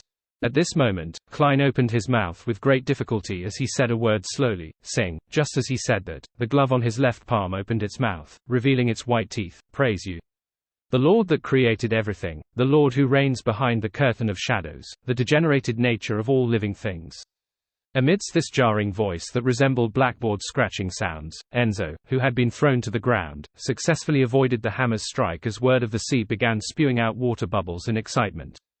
"Break, break, break." Klein suddenly felt his head ache as his ability to think was instantly recovered, no longer having disconnected thoughts for a brief moment. However, his body remained rusted, as his body was filled with numbness. Following that, he relied on his spirituality while motionless, controlling Ludwell, who had returned to his side, to punch him with his left fist. Bang! Klein staggered back, instantly extricating himself from the numb and sluggish state. Then, wearing the papal tiara, he became hot-headed as he spread his papal cape and raised Sea God scepter. The blue gems lit up one after another as a bright silver bolt of lightning blasted down. The bolt of lightning spread into branches, blanketing Calderon City's periphery for hundreds of meters with a lightning forest. The destructive aura and sense of destruction were brought to the forefront. The strange creatures that had charged out from various spots shattered, evaporated, and completely vanished as a result of the swath of silver. Moments after the silver storm quelled, Tyrant Klein's Sea God scepter emitted a blinding light once again. The rapturous bolts of lightning snaked, embroiled the area, smiting down again and again like a huge wave. After 2 repeated casts of lightning storm, Klein was exhausted as he found his calm again. His heart beat suddenly as he recalled something. Lightning storm was indiscriminate when it struck. Apart from the Sea God scepter wielding him and the partner who stood beside him, everything else suffered a decimating blast. This also meant that Ludwell was still fine, but there was a high chance of Enzo being wiped out. Klein instinctively looked over and saw Enzo curled by the side of the halved tombstone. Behind him was the huge metallic hammer which still had tiny bolts of lightning snaking around. Not far from it was 2 non-human charred legs. The tomb corresponding to the tombstone had already collapsed. The iron-black tiles that landed on the ground still had remnant silver bolts of lightning sizzling away. As expected of a winner. He didn't even die despite such an onslaught. The amount of luck he accumulated has probably been passively expended. Klein felt relieved as he activated his spirit body thread's vision to observe his surroundings. He was searching for the spirit world plunderer. He believed that the range of a spirit world plunderer's controlling of spirit body threads couldn't match that of a lightning storm. The already dilapidated buildings had nearly been leveled. The remaining stone pieces and bones were mostly charred black. Even the heavy golden disc was in shambles. Suddenly, a figure emerged from the rubble more than 100 meters away from Klein. It was wearing a translucent white robe. It didn't have a head or limbs. It appeared like it was being propped up by an invisible person. At that moment, it looked like it was in a sorry state, with wounds and black marks everywhere. This is the spirit world plunderer, I suppose. My rash usage of 2 lightning storms seems to have restrained it. Upon seeing this scene, Klein had such thoughts flash through his mind. At his point, Klein had roughly understood the situation. Due to the law of beyond a characteristic convergence, he had been targeted by the spirit world plunderer the moment he entered Calderon City, which didn't even have ordinary dead spirits. It first moved the golden disc of unknown origins to the predicted path, allowing his marionette to see it while walking past. As such, his attention was transferred to the transformation effect Calderon City had on the living. Following that, it used the giant blacksmith, which wasn't its sole avatar, to distract him further. Finally, it secretly arrived within control distance and achieved success in one try. If it wasn't because I had seen those deceased bodies that are hung up like wind chimes at the cathedral, thus having an instinctual fear of high-sequence beyonders of the seer pathway, and having prepared several autonomous means to disrupt any exertion of control over me, I might have already been made a sole avatar by the spirit world plunderer. Seriously, I should have thought of the law of beyond a characteristic convergence before I came in. After carrying the Sea God scepter, even with the tyrant card suppressing it, I'm still a little too rash. I nearly missed out on such a crucial detail. On the surface, I did seem as cautious as I usually am, but in fact, I had turned rash without realizing it. Yet, I didn't even believe I was being rash. Klein's thoughts raced before he raised the bone scepter-wielding arm and continued using lightning storm. If once wasn't enough, make it twice. If that still wasn't enough, do it a third time. In short, he had to take this opportunity to prevent the Spirit World Plunderer from escaping from the range of his attacks. This was the safest method, and it was also Klein's fighting style that he looked up to the most. If it wasn't because Lightning Strike had been greatly weakened in Calderon City, he even suspected that he could have gone over to pick up the Beyonder characteristic already. And having already digested most of the Sequence 5 potion, his spirituality was sufficient enough for him to deal out such damage for a while. At this moment, the invisible figure wearing a translucent white robe burst into pale white flames. It appeared in midair several hundred meters away. The Spirit World Plunderer had used Flaming Jump, which was many times stronger than Klein's version, instantly pulling away from him. At the same time, in the rubble it was hiding in, a 4-meter-tall bluish-black giant staggered to his feet. The giant's chest was open, but there weren't any innards. However, it stood like a castle, standing in between the tyrant and the Spirit World Plunderer, blocking Klein's line of sight. And in Klein's eyes, its spirit body threads were gathered together, extending far towards the Spirit World Plunderer. It was obvious that it was a soul avatar. At the tip of the Sea God Scepter, the blue-colored gems lit up. A few bolts of lightning leapt out of thin air, mixing together into a huge silver arrow. Instantly, it smote the bluish-black giant's head. All the invisible defenses shattered, and like papier-mâché, the giant's head cracked. Countless bits of charred flesh splattered as his headless body evaporated amidst white gases that were tainted with dark green spots. All his vitality was robbed away. All of this happened in the blink of an eye. Klein, in his papal tiara and papal robe, raised the bone scepter even higher. The blue light radiated in ripples as howling wind blew up his cape. In a very large area of Calderon City's periphery, dark clouds quickly gathered. Under a suppressive layer, they made the area appear darker and more repressed. Smack, smack, smack. Bean-sized drops of water smashed to the ground, releasing dust that had accumulated over time. Flash. The raindrops pattered at an increasing pace, forming a catastrophic storm. The water extinguished the pale white flames and formed a stream that gushed downwards towards the lowest point of the city, right for the end of the deep pit. In such weather, Klein's Flaming Jump had been made ineffective, but it was likewise for the Spirit World Plunderer. However, to a tyrant, his spirituality could spread through the dark clouds as though he had transformed into a deity that overlooked the land. Every dark cloud, every drop of water had become Klein's eyes. They allowed him to easily find the Spirit World Plunderer in every area that had its weather change. This invisible figure with the translucent white robe was hiding behind a broken pale white column. It hadn't left the periphery for the core region. Boom! A deafening boom sounded as bolts of lightning meshed to form a silver beam that shot out from the dark clouds, right at the Spirit World Plunderer. Relying on its potent spiritual premonition, the invisible figure burrowed into the ground half a second early. 3 thick silver beams smote the area one after another, melting the soil away as they sank downwards, producing charred craters. The Spirit World Plunderer emerged from another spot as it hurriedly dodged, keeping to the right at times and left at other times, as though it was carrying out a snaking dodge maneuver. However, regardless of where it fled to, the silver beams would chase after it. They even blocked its path ahead of time, preventing it from attempting to leave the stormy region. Boom! Boom! Boom! The deity akin to a tyrant, who looked down from the dark clouds at the Spirit World Plunderer, waved his scepter and struck down again and again at his target, with success barely eluding him several times. Klein turned more and more anxious, eager to immediately end the hunt. Hence, he unreservedly triggered the Sea God Scepter to increase the frequency at which bolts of lightning struck down. Suddenly, he felt a strong sense of exhaustion. This alarmed Klein, for he realized that something was amiss. The Spirit World Plunderer had the chance of retreating deeper into Calderon City at the beginning, so why is it staying around? It's clearly a spirit world creature without a physical body. It can burrow underground to avoid the lightning and a tyrant's notice, so why is it circling around from time to time? It's trying to make me attack.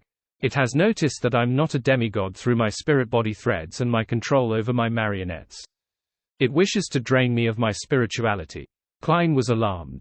Combining it with his original encounter, he came to a realization of how intelligent the Spirit World Plunderer was. It was a rather crafty creature. At the same time, he also thought of a problem: could lightning storm and the stormy rain attract the notice of dangerous existences in the core region of Calderon City? I'm too rash. I keep neglecting the critical details. As thoughts flashed through his mind, Klein put away the Sea God Scepter. The heavy storm stopped as the dark clouds quickly scattered, the weather restoring to normal. Klein made Enzo return to his side with word of the sea, and he got Ludwell to protect him in the middle. Following that, he and his 2 marionettes walked out as though they were trying to leave Calderon City while he still had some spirituality left. During this process, Klein had his spirit body threads vision constantly activated to prevent the spirit world plunderer from approaching him. He noticed that this creature's spirit body threads were somewhat special. A portion of them came out from its body and extended outwards normally. A number materialized externally and were bound together in a thick bundle, right into the translucent white robe. Klein suspected that this was the state when a spirit world plunderer controlled a soul avatar, making it different from a marionettist. As he shifted his gaze, he suddenly saw thin black illusory threads coming out from a collapsed house. A portion of them gathered into a thick bunch with its source in the distance. Klein didn't hesitate to raise his sea god scepter, creating a sonorous thunderclap. Boom! Amidst this sound that struck awe into one's mind and spirit, Ludwell suddenly raised his left hand. Half his body instantly turned illusory as his arm extended out extensively, heading straight for the collapsed house. Midway, his palm turned abnormally pale white. An illusory face protruded out and stuck out with a snake-like tongue which had white fur covering its surface. The tongue reached out far, penetrating the wall and stabbing at the spot where the spirit body threads were gathered. It immediately sucked on a distorted and blurry soul.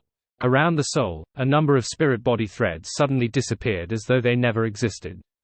A portion of them was none other than the gathered bundle, the ones that came from afar. They were fake. The spirit world plunderer was able to create fake, illusory spirit world plunderers or instantly swap location between the soul avatar and itself. Klein suddenly turned his head and looked elsewhere. Indeed, he saw a blob of spirit body threads swim over from underground at a fast speed. He once again used Sea God Scepter, releasing a thunderclap close to the ground, one that could awe his spirit body. Meanwhile, Enzo expended some of his remaining luck, adding bad luck to the target. Then, he shot out a silver bolt of lightning from the tip of the Word of the Sea. The bolt of lightning rather luckily passed through a crack and entered the ground, striking the assailant directly. It caused a portion of the spirit body threads to instantly vanish. It was also fake. Just as Klein reacted, his thoughts paused and his body turned numb. Just as he opened his mouth with great difficulty to instruct the mystical item, the invisible figure in the translucent robe descended from above, landing right before him. The spirit world plunderer had been hiding high in the sky, cloaking itself with the grayish-white clouds. The moment this invisible figure appeared, maggots began crawling out of its collar where its head should be. They were maggots with strange patterns covering them. Just one look at them sent his mind reeling. Although he broke out of the control of his spirit body threads, he also lost his ability to think. His face that was shadowed by the papal tiara began to grow meat tendrils. Each tendril was relatively transparent, like squirming worms. If it wasn't for the tyrant card's level supporting him, he would have fallen to the ground while struggling in pain. The spirit world plunderer had a mythical creature form to a certain extent. At this moment, the invisible figure inside the white robe began to control Klein's spirit body threads without any obstacles in the way. In a few seconds, it was already close to succeeding. Seeing that its prey was about to become its soul avatar, the spirit world plunderer suddenly saw its target open his mouth with great difficulty and say a word. He had recovered from the state of nearly losing control faster than it had anticipated. And the word was in ancient Hermes, fate. It was the incantation for the fate siphon charm. If Klein really wanted to leave, he would have grabbed his 2 marionettes and directly ended the summoning to return above the grey fog. He wouldn't have walked to Calderon City's entrance. He was planting a trap for the spirit world plunderer.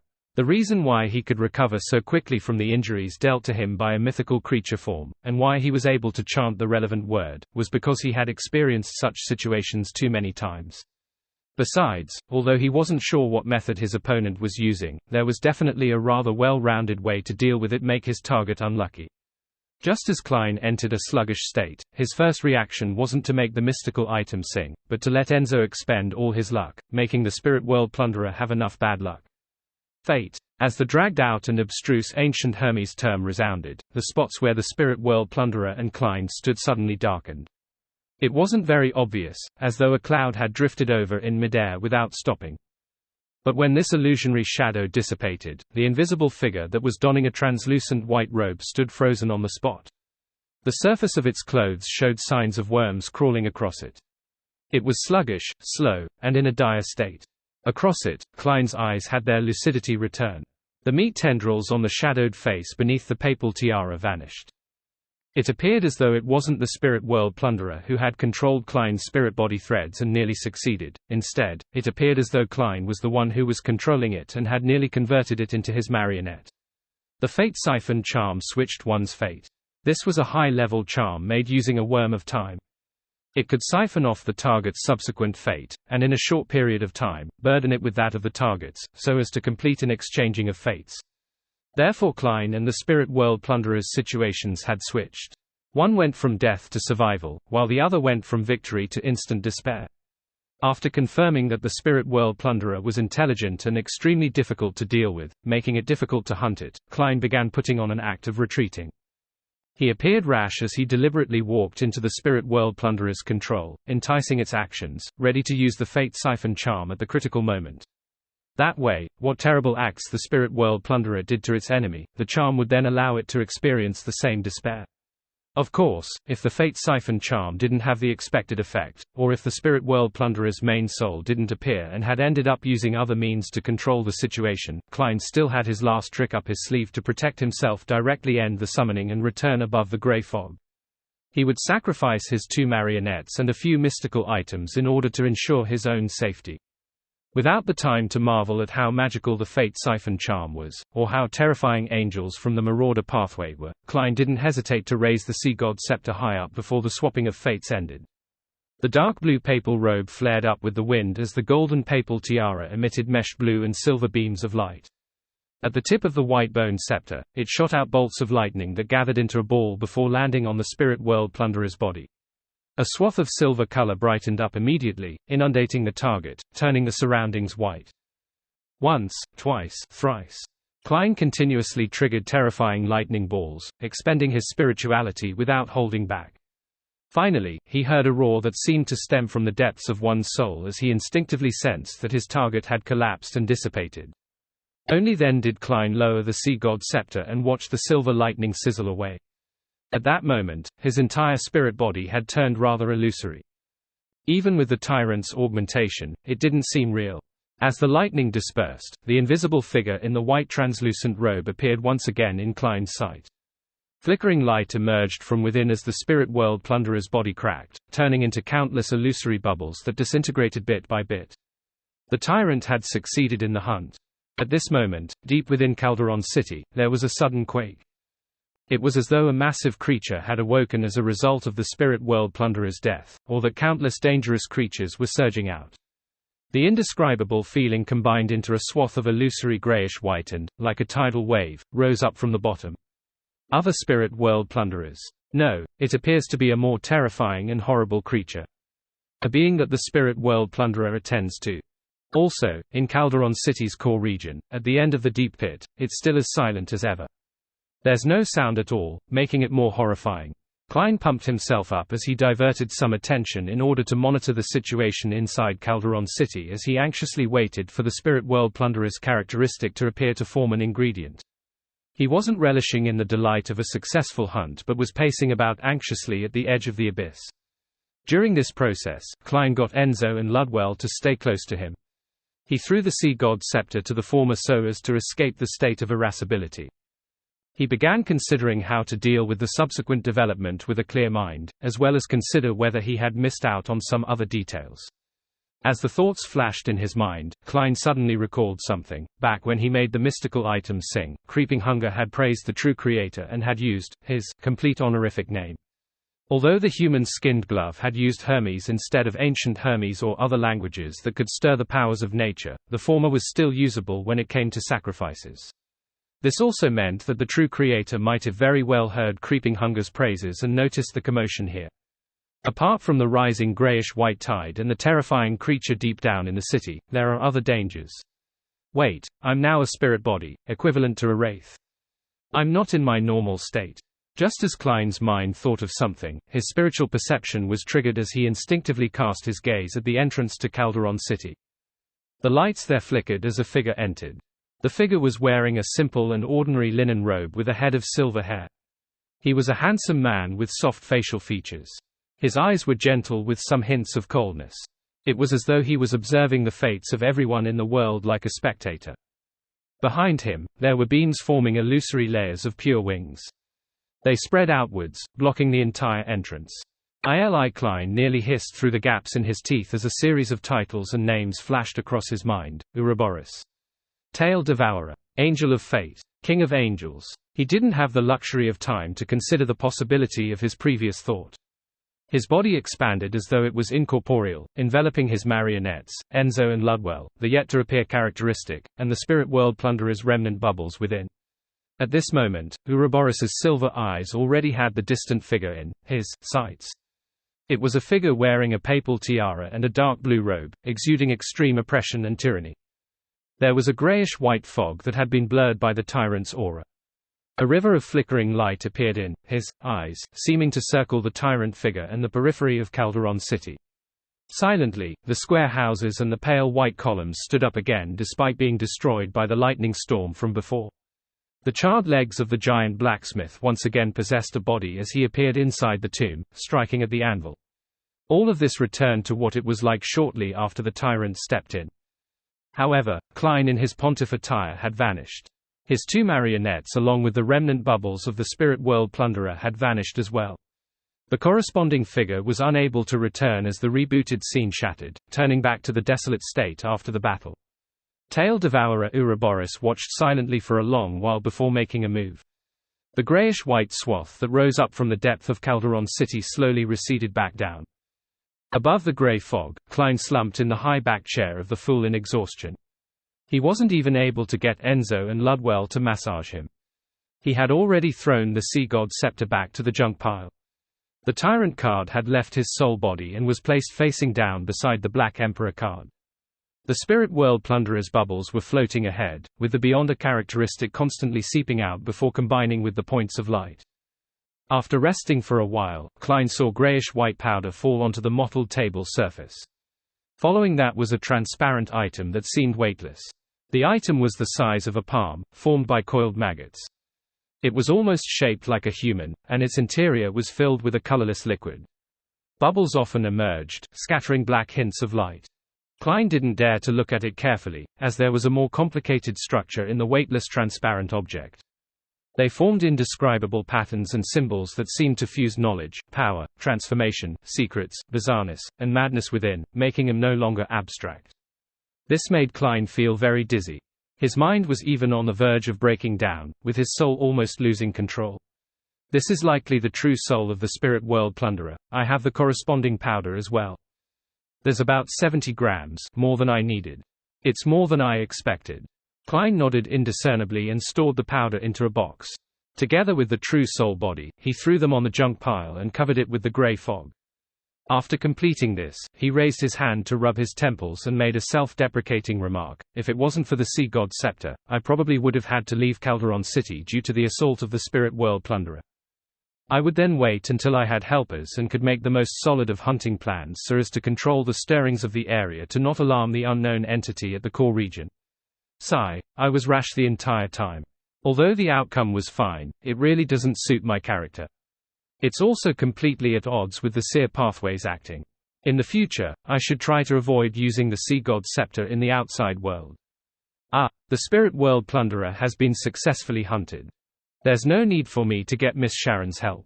In a few days, I'll write to her so that she won't be thinking over this matter. However, I have a premonition that I'll still be heading to Calderon City in the future. When that happens, perhaps I might still need Miss Sharon's help. In addition, I have to seek out information on Bizarro Baines. I can't put all my hope on the City of Silver. Amidst his thoughts, Klein directly returned to his body, without bringing his marionettes. He ended the ritual and headed straight for bed, falling asleep the moment his head hit the pillow. Escaped. Soas looked at the man opposite him and asked Daily Simone, who was carrying out a spirit channeling. They had just finished their operation and had captured a few numinous episcopate members. However, the key personnel the intel pointed at, Hand of White Palenque Tassiblius, wasn't at the secret gathering point. He was a Sequence 4 demigod, therefore, not only had the Red Gloves team used a Grade 1 sealed artifact, they had even requested Goddesses I Ilia's help. However, it was all futile. Daily Simone nodded. Yes. She then looked at the captive, suddenly speaking with an ethereal voice. Where did Palenque Taciblius go? He said he was going to meet someone, the Numinous Episcopate member answered slowly. Who is that person? Daily Simone pressed. Leonard Mitchell and company also cast their gazes over. The man who was being spirit-channeled answered with an unperturbed voice, Ince Sanguil. Ince Sanguil. Upon hearing the name, all the red gloves present fell silent. Not a single one spoke for a moment. Ever since this former bishop betrayed and fled the Church of Evernite had never relaxed its pursuit of him. Archbishops and high-ranking deacons who took up high posts had taken turns being responsible for searching for him. They helped each other, often bringing the relevant sealed artifacts everywhere to search for clues about him. But ultimately, they were unable to lock onto Ince Sanguil. He slipped away as a result of all kinds of coincidences, his shadow wasn't even noticed. Furthermore, he had caused several major events that killed many Nighthawks. To the Church of Evernite, especially the Nighthawks, he was someone they hated that had also insulted them. Without realizing it, Leonard Mitchell had already clenched his hanging fists as his breathing grew deeper. He soon forced himself to extricate himself from the sudden emotions that emerged within him. He turned his attention to something else. It was no wonder Dwayne Dantes was able to meet Ince Sanguil on Waypoint Island in the Berserk Sea. It was because the latter's goal was also the southern continent, East Balam. Amidst everyone's silence, Daily Simone immediately used her spirit body to emit an ethereal voice without any obvious changes. With some coldness, she spoke at a quickened pace. Where are they meeting? The Numinous Episcopate member shook his head blankly. I don't know. Daly raised a few more questions, but she didn't get an ideal reply. Finally, she took a step back and cast her eyes at the Red Gloves team captain, Soest. Soest sighed and deliberated over his words before saying, First, we need to inform this piece of intel to Her Excellency, Goddess's Eye. We shall leave it to her to contact the Holy Cathedral. Ince, who has 008 with him, isn't someone a Red Gloves team can handle. Second, we should continue investigating and follow this clue pertaining to Palenque Taciblius. Let's hope that we can figure out Ince Sanguil's motives. With the situation of us not being able to track him or lock onto him, grasping his motives is more important than knowing where he is. Perhaps, it can help us set up a trap that he has no choice but to step into. Finally, from now on, everyone is to take note of any coincidences. Regardless of the reason, they are to be reported to me. Yes, Captain, the Red Glove members replied in unison. Leonard maintained his silence as he turned his head to glance at Daily Simone. He found that this gatekeeper who addressed herself as a spirit medium was similarly silent. Her gaze was dark. At the same time, he heard Palais Zoroast's slightly aged voice resound in his mind. Hey, from the looks of it, I'll be witnessing a play of running and pursuing. What does old man mean? Is he hinting at something? We just decided to start investigations on Ince Sanguil's motives, and it's already known by 008. Leonard looked away and suddenly had an idea. If a person who is already dead was to secretly do the relevant investigation, would he be able to avoid 008's notice? After 2 hours of sleep, Klein rubbed his still throbbing head and slowly got out of bed. Following that, he pulled the bell by the side of the door and waited for an attendant to arrive. Before long, a native deliberately dressed in Loan attire, a white shirt and red vest knocked on the door. Klein twisted the handle and opened a tiny gap in the door. He instructed with a hoarse voice, send another lunch set to the room. I had my meal too early. At that instant, he already looked like the tanned Enzo. As a gentleman living in a luxurious room with 2 servants, it was impossible for him to personally instruct the attendant at the door. Yes sir, a lunch set. Any special requests? The native attendant took out some paper and a pen and began recording as he asked with a rather strange Loanese accent. Klein used an equally odd Loanese accent. With braised meat as the main dish, match it with a cup of sparkling wine with ice and lemon. Do I include 2 servant meals? The native attendant asked, following the usual procedure. Klein was silent for 2 seconds before saying, yes. After ending the conversation, he closed the door and quickly set up a ritual, bringing back Enzo and Ludwell from above the grey fog to the real world. As for Creeping Hunger and Word of the Sea, he temporarily left them in the junk pile. One of them was starving, and the other could hardly resist the urge to sing. After Klein controlled the marionettes to clean up his room, a few attendants came to deliver lunch. Soon, the entire room was filled with the sounds of cutlery hitting the plate and a soft chewing sound. After some time, Klein put down his cutlery, picked up his napkin, and wiped his mouth.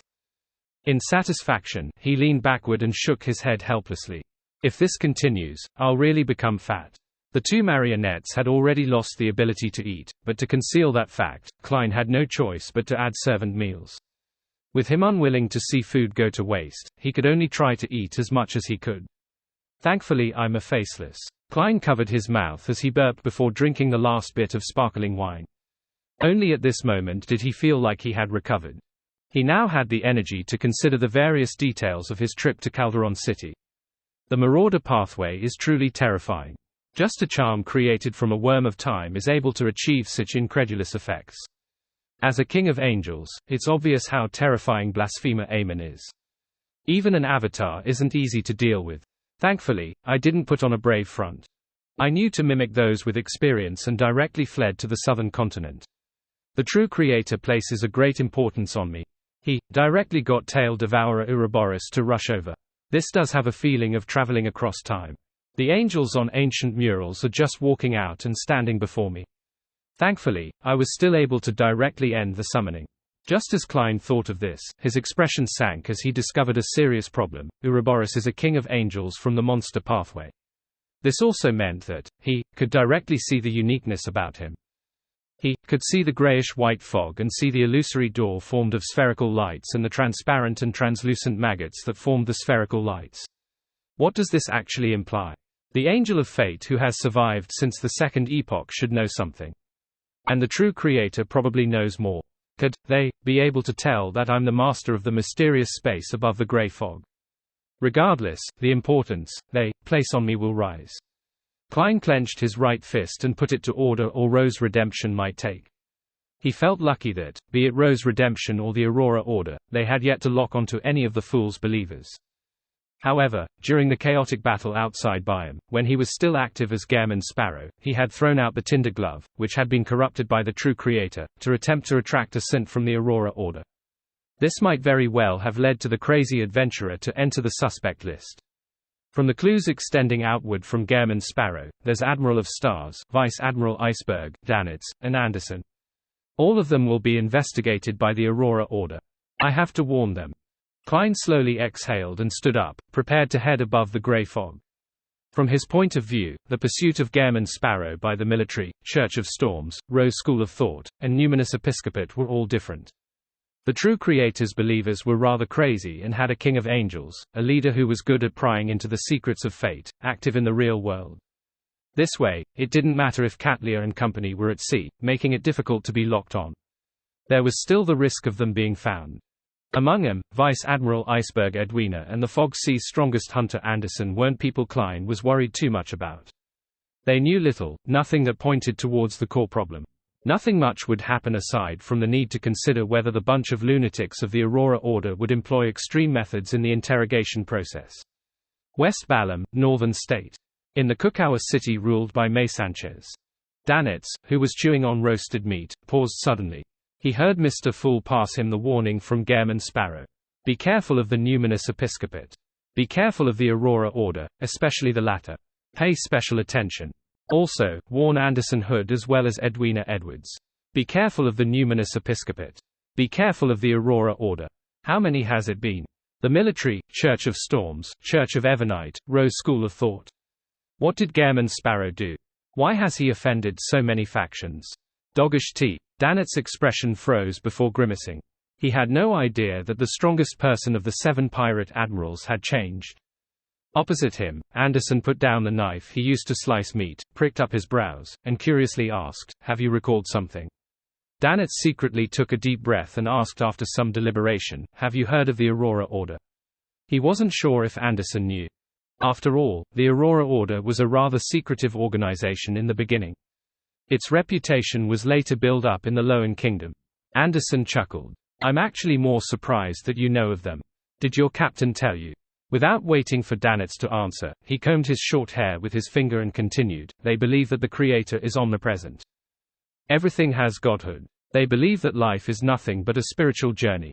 As long as one is willing to listen to their preachings, understand, discover, and gather the godhood, they will eventually become angels to transcend reality. Such an idea doesn't sound bad, but that's not the main point. The main point is that they believe in the true creator. Upon hearing that, Danitz couldn't help but jeer. You know quite a bit, just slightly less than I know. Anderson immediately curled the ends of his mouth and said with a beaming smile, of course. I once joined an organization in Intis. They hope to change society, the world, to make the supernatural no longer secret and to be out in the open for everyone to see, so as to become true rulers. They're called the Iron and Blood Cross Order, and they also believe in the true creator. Danitz's expression froze as cold sweat oozed out of his forehead. Report chapter. Glancing at Danitz's expression, Anderson continued as though he didn't notice a thing. However, their brains appear to have been eaten by zombies. They were fervent to the point of stupidity. They didn't adhere to my sense of aesthetics. So after cheating them of their things, I quit. Why's your face a little pale? You're even sweating. Did you get heat stroke? As a hunter, shouldn't adapting to the environment be an intrinsic ability?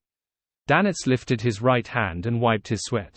Cursing inwardly, he forced a smile and said, I've heard that once someone believes in an evil god, it's almost impossible to escape the faith.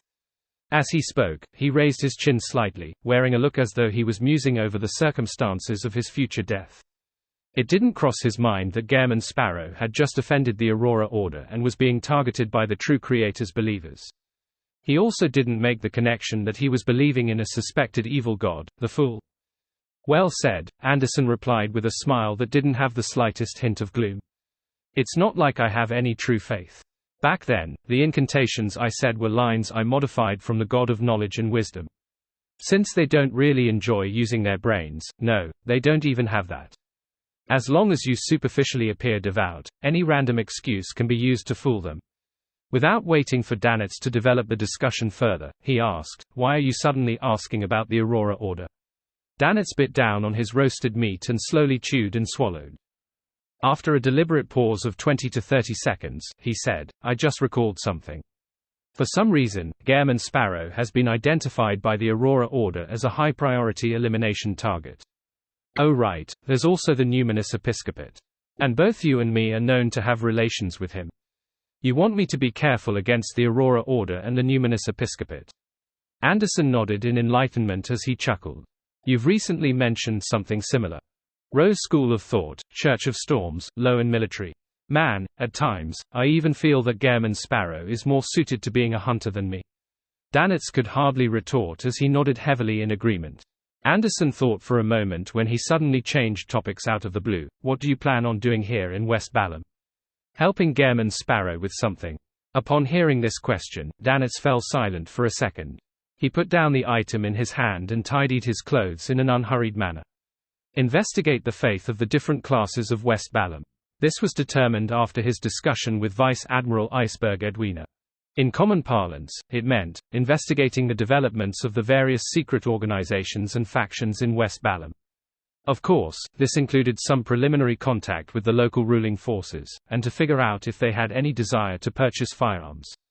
Investigate the faith of the different classes of West Balam, Anderson repeated Danitz's words as he reflectively raised his right hand to rub his temples as though he had a headache.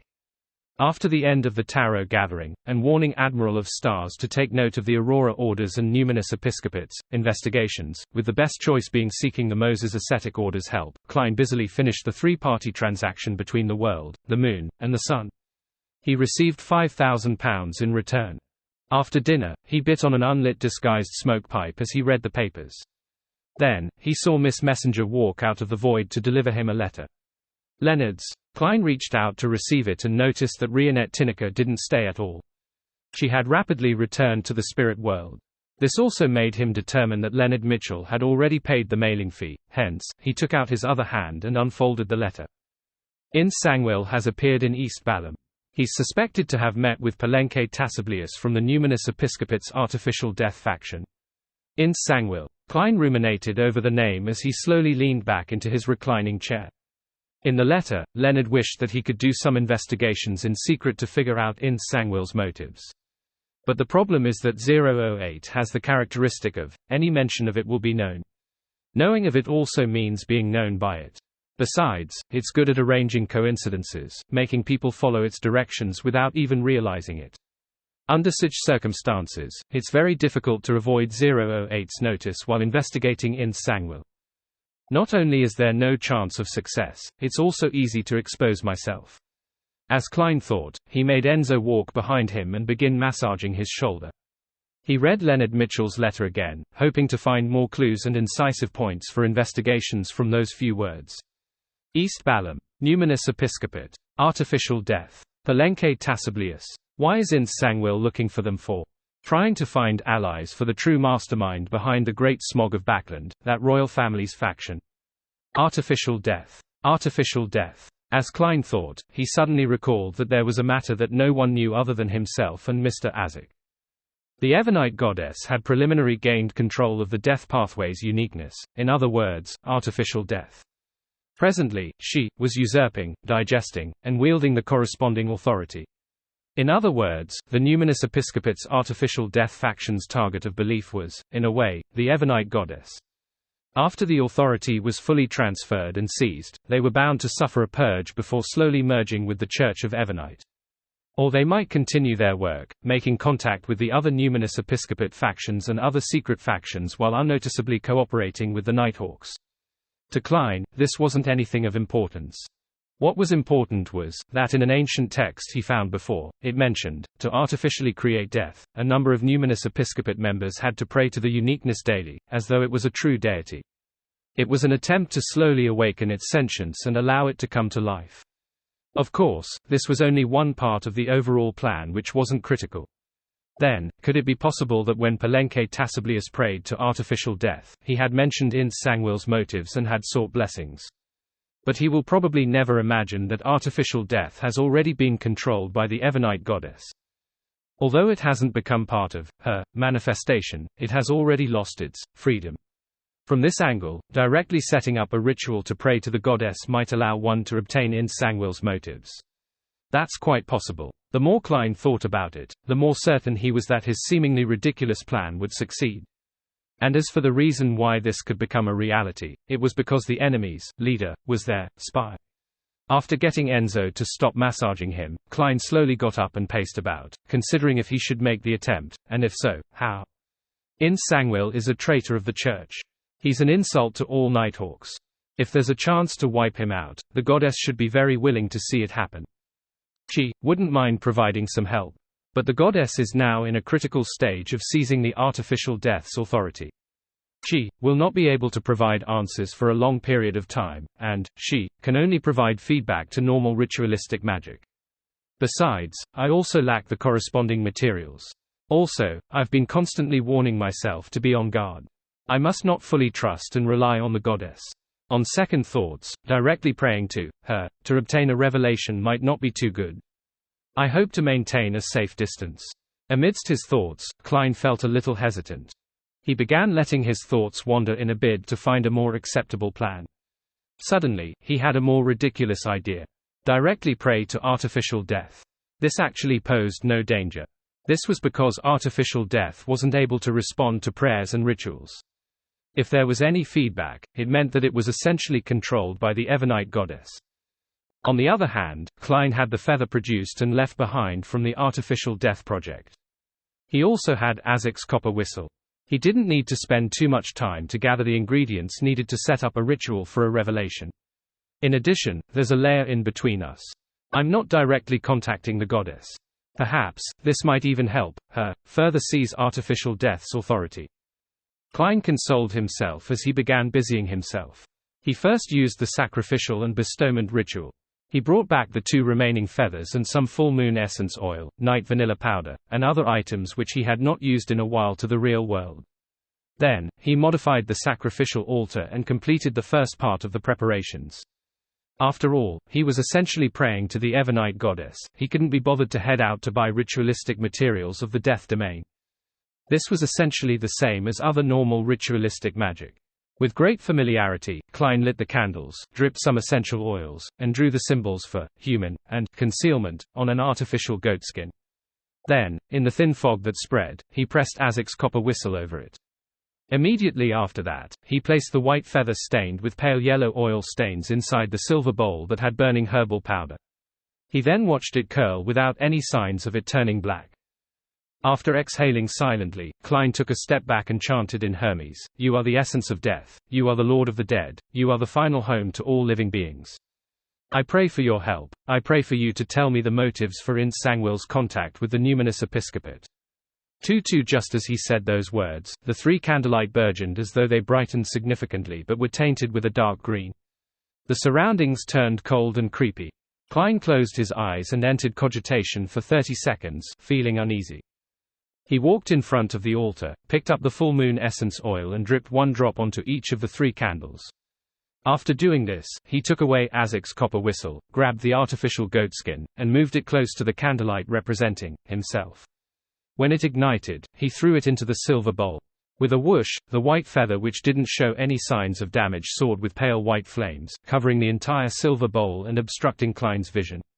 About 3 seconds later, the fire subsided, leaving a mound of powder in the silver bowl.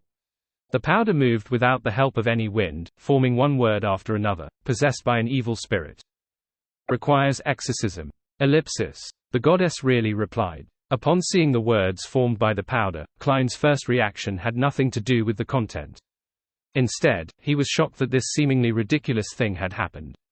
Although he was already mentally prepared and had believed that the chance of success was rather high, he still felt conflicting emotions. It took him almost a minute to accept it. After a while, Klein exhaled slowly, raised his right hand, and tapped his chest 4 times in a clockwise manner. Praise the Lady. He then ended the ritual, forcing himself to focus his attention on the revelation itself. Possessed by an evil spirit. Requires exorcism. Ins Sangwill actually got possessed by an evil spirit. He had gone from sequence 9 to sequence 5 of the death pathway. The godhood he obtained at the critical stage is also sequence 4 Nightwatcher of the Evernight pathway, one that is good at dealing with spirit body type creatures. Evil spirits and wraiths should be afraid of him, so why would he end up being possessed? That's unless the evil spirit's level is extremely high or, at its core, is very special. Unfortunately, I've only met one evil spirit in the truest sense of the word. It's that ancient evil spirit sealed in the underground ruins of Alista Tudor. I know little about such monsters, so it's difficult for me to grasp the details. I can write to ask Miss Sharon. I can also get Little Son to find out more. That shepherd elder Lovia had grazed an evil spirit. It's no wonder Ins Sangwill is trying to meet a demigod of the numinous episcopate. When it comes to exorcising evil spirits, aside from the Church of Evernight and Church of the Eternal Blazing Sun, the best would probably be the numinous episcopate. There's probably the Church of the God of Combat as well. Neighboring pathways often have similar traits. There's also one point that can be gleaned from this. Ins Sangwill doesn't wish for his possessed state to be known by the royal family faction and the demoness sect who are in cahoots with him. Otherwise, there's no need for him to come all the way to the southern continent. The two factions existed before the Fifth Epoch, and they have a long legacy. It's quite unlikely that they don't have a sealed artifact that can remove or exorcise evil spirits. Even if they can't find one, getting the demoness sect to contact the numinous episcopate is definitely safer and more covert than getting Ins Sangwill to make the trip himself. As his thoughts raced, Klein unfolded a piece of paper and wrote, "The intel you have provided me made me connect certain clues from what I've previously gathered. And due to a particular great existence's help, this points to a clear conclusion. Ins Sangwill is possessed by an evil spirit, and he's seeking the numinous episcopate's help. Just based on this fact alone, we can make several useful judgments. Ins Sangwill will often manifest inconsistency in his words and actions. He will often deviate from his normal path, doing something we feel that is absolutely impossible for him to do, and to make mistakes we find incomprehensible. Before this problem is resolved, he will not stop having contact with the numinous episcopate. It might even become more frequent. Making investigations based on this might allow us to catch Ins Sangwill by the tail. However, I believe we still wouldn't be able to lock onto him. The creation of coincidences from that Grade O sealed artifact is insurmountable." Upon writing this, Klein couldn't help but recall his direct encounter with Ins Sangwill. His own investigations didn't directly point to him, but it caused their ploy to nearly fail.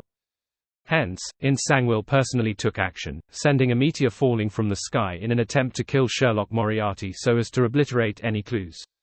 And he ultimately received Mr. Azek's help and escaped the dire situation, forcing Ins Sangwill to step into the limelight and expose himself. Back then, if Mr. Azek had recovered to his former strength, In Sangwil might already be dead. But to replicate such a situation and force him to appear before me is still extremely difficult. After all, back then, not only was there Mr. Azek, a death consul, and my use of the grey fog to foil the coincidences, there was also Trissy Cheek and the ring, which was suspected to be a Grade O sealed artifact. Without her suddenly escaping, In Sangwil wouldn't have been forced to personally take action. Klein deliberated as he wrote, "If we can figure out the origins and primary goals of the evil spirit, there might be a chance of the situation having a favorable change." After writing the matters regarding In Sangwil, Klein's heart stirred. Just as he was about to mention something else, he stopped his pen after writing the first few letters. He raised his left hand and pinched his cheeks. He appeared to be in a serious dilemma and seemed a little embarrassed. After muttering silently a few times, Klein finally smoothly wrote the rest. "Even without that Grade O sealed artifact's help, In Sangwil is an enemy you and I are unable to face head-on. We need to make plenty of preparations. If you can provide me with some worms of time, I can use them to create high-level charms that can deal with demigods. It's called a Fate Siphon charm. It can swap the fates of yourself and the target for a short period of time." Putting down his fountain pen, Klein didn't take a second look as he quickly folded the letter and seriously sealed it in an envelope. He then took out the adventurer's harmonica and a gold coin before summoning Miss Messenger. He got her to take away the reply letter to Leonard Mitchell, but this time, it wasn't addressed to 7 Pinster Street.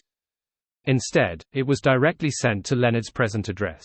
With Leonard having just written the letter, Klein didn't believe that he had moved out of Rionette Tinniker's detection range.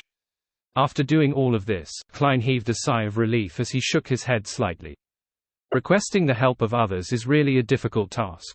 It's even more so for someone as thin-skinned as me. He quickly retracted his attention and once again modified Enzo's and Ludwell's appearances.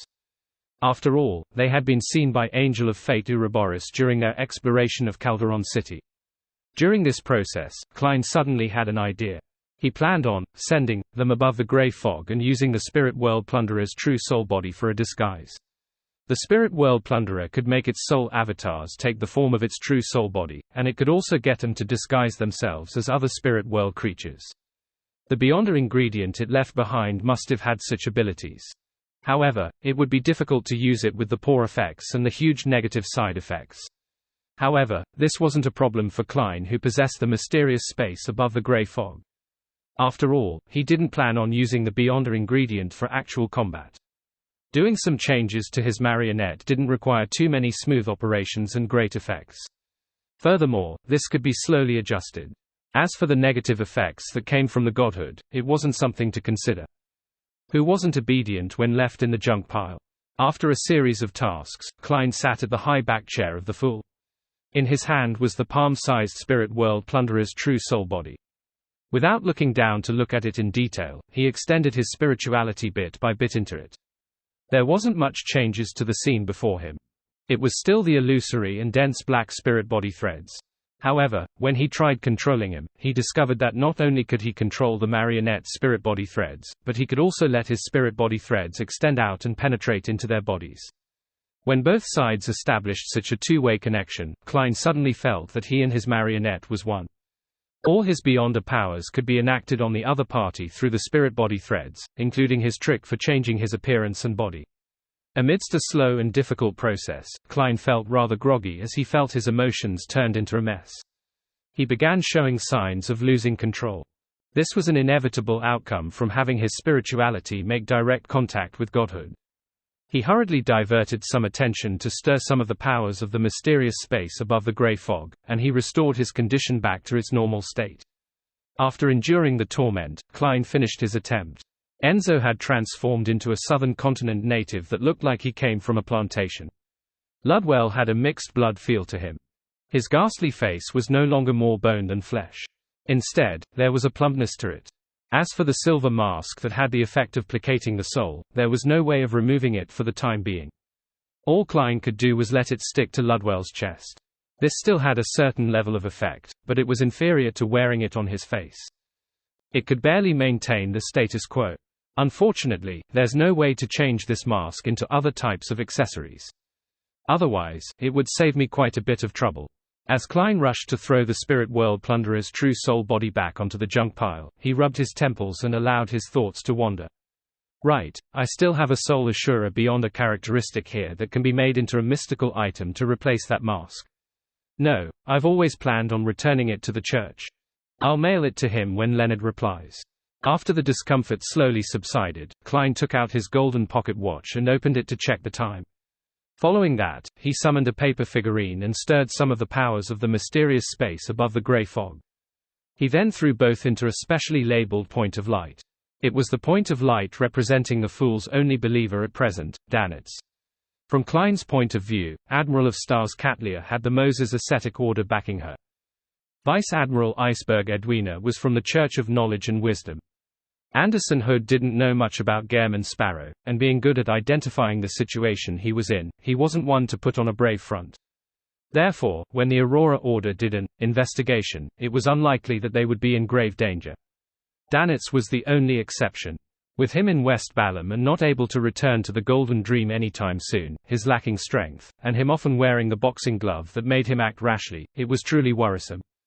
Due to this fact, Mr. Fool had to work a little harder. He gave Danitz a paper angel's embrace every day at a fixed time, so as to disrupt any divination or prophecies about him. Leonard never expected Klein Moretti to reply that quickly. With some level of incredulity, he opened the envelope and read the corresponding content. Due to a particular great existence's help. Is he referring to the Fool? Indeed, Klein's investigations into Inth Sangwil has already reached a significant depth. He has already figured out the truth the moment I mentioned the Numinous Episcopate. Possessed by an evil spirit. How did he end up being possessed by an evil spirit? How do we make use of it? Worms of time. This, Leonard quickly scanned through the last part of the letter as his expression suddenly became complicated.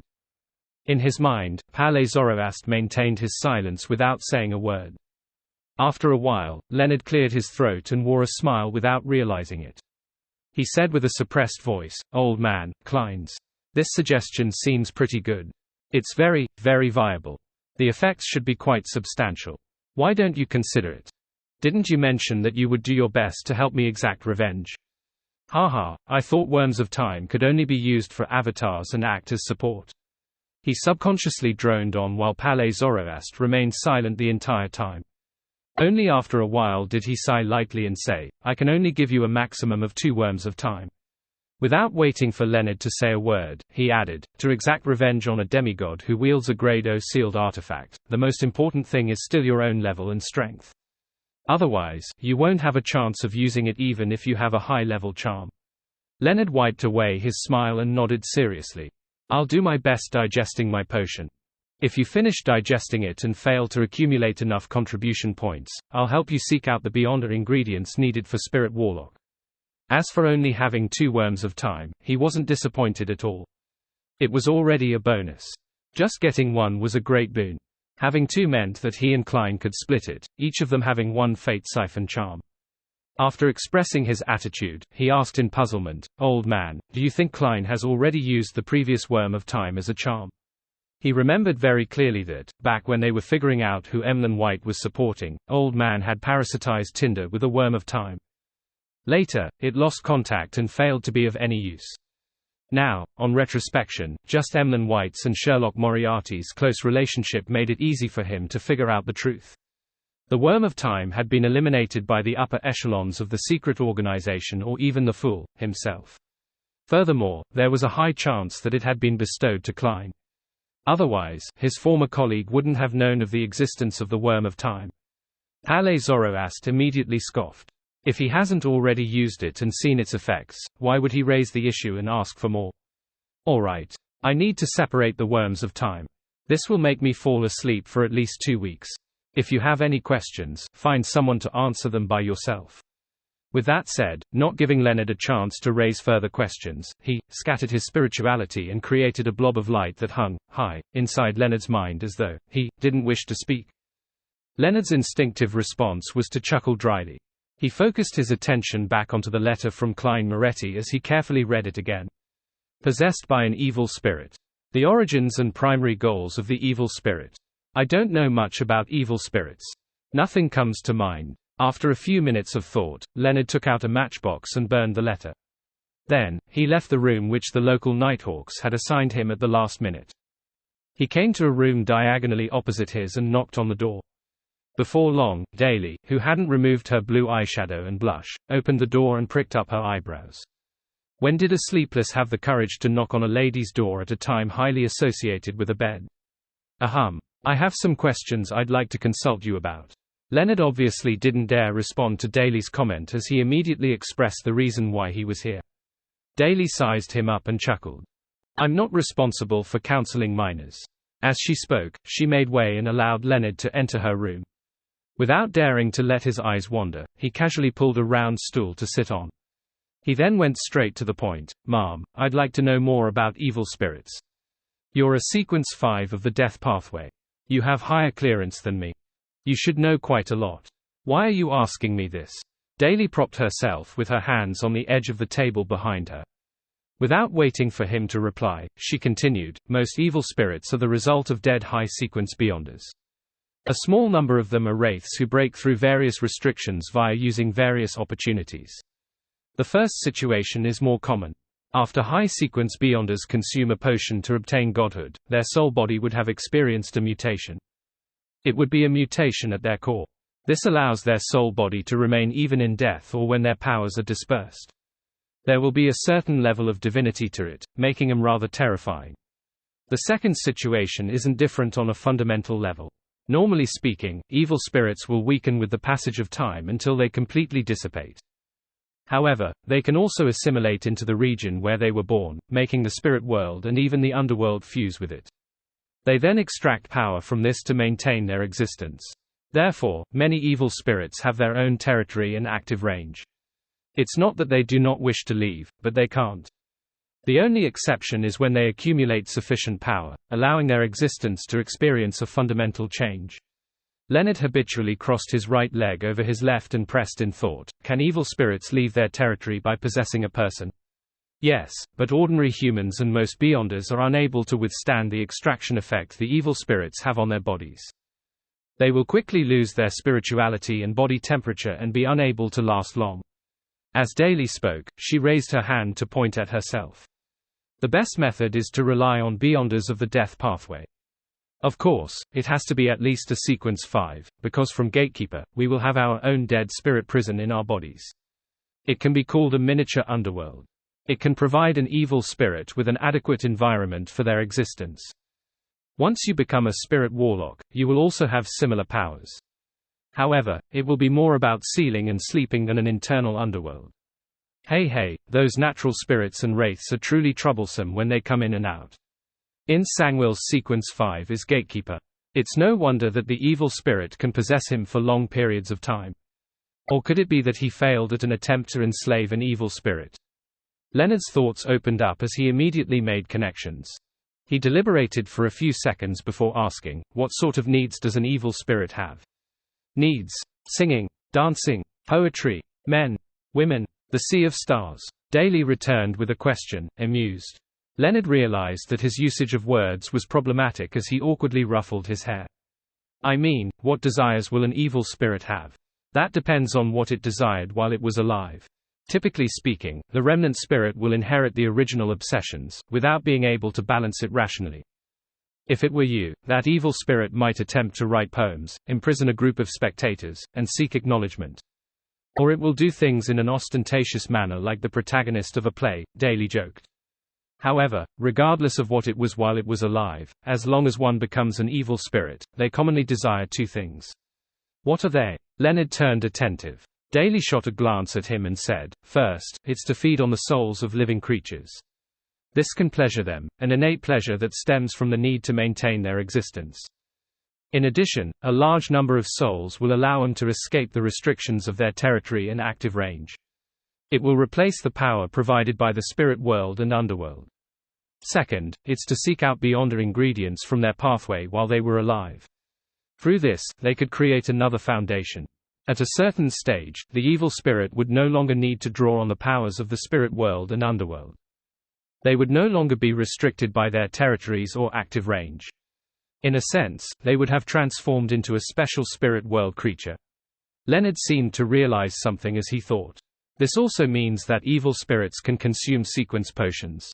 No, sequence potions are created for human consumption. They reduce the risk of losing control.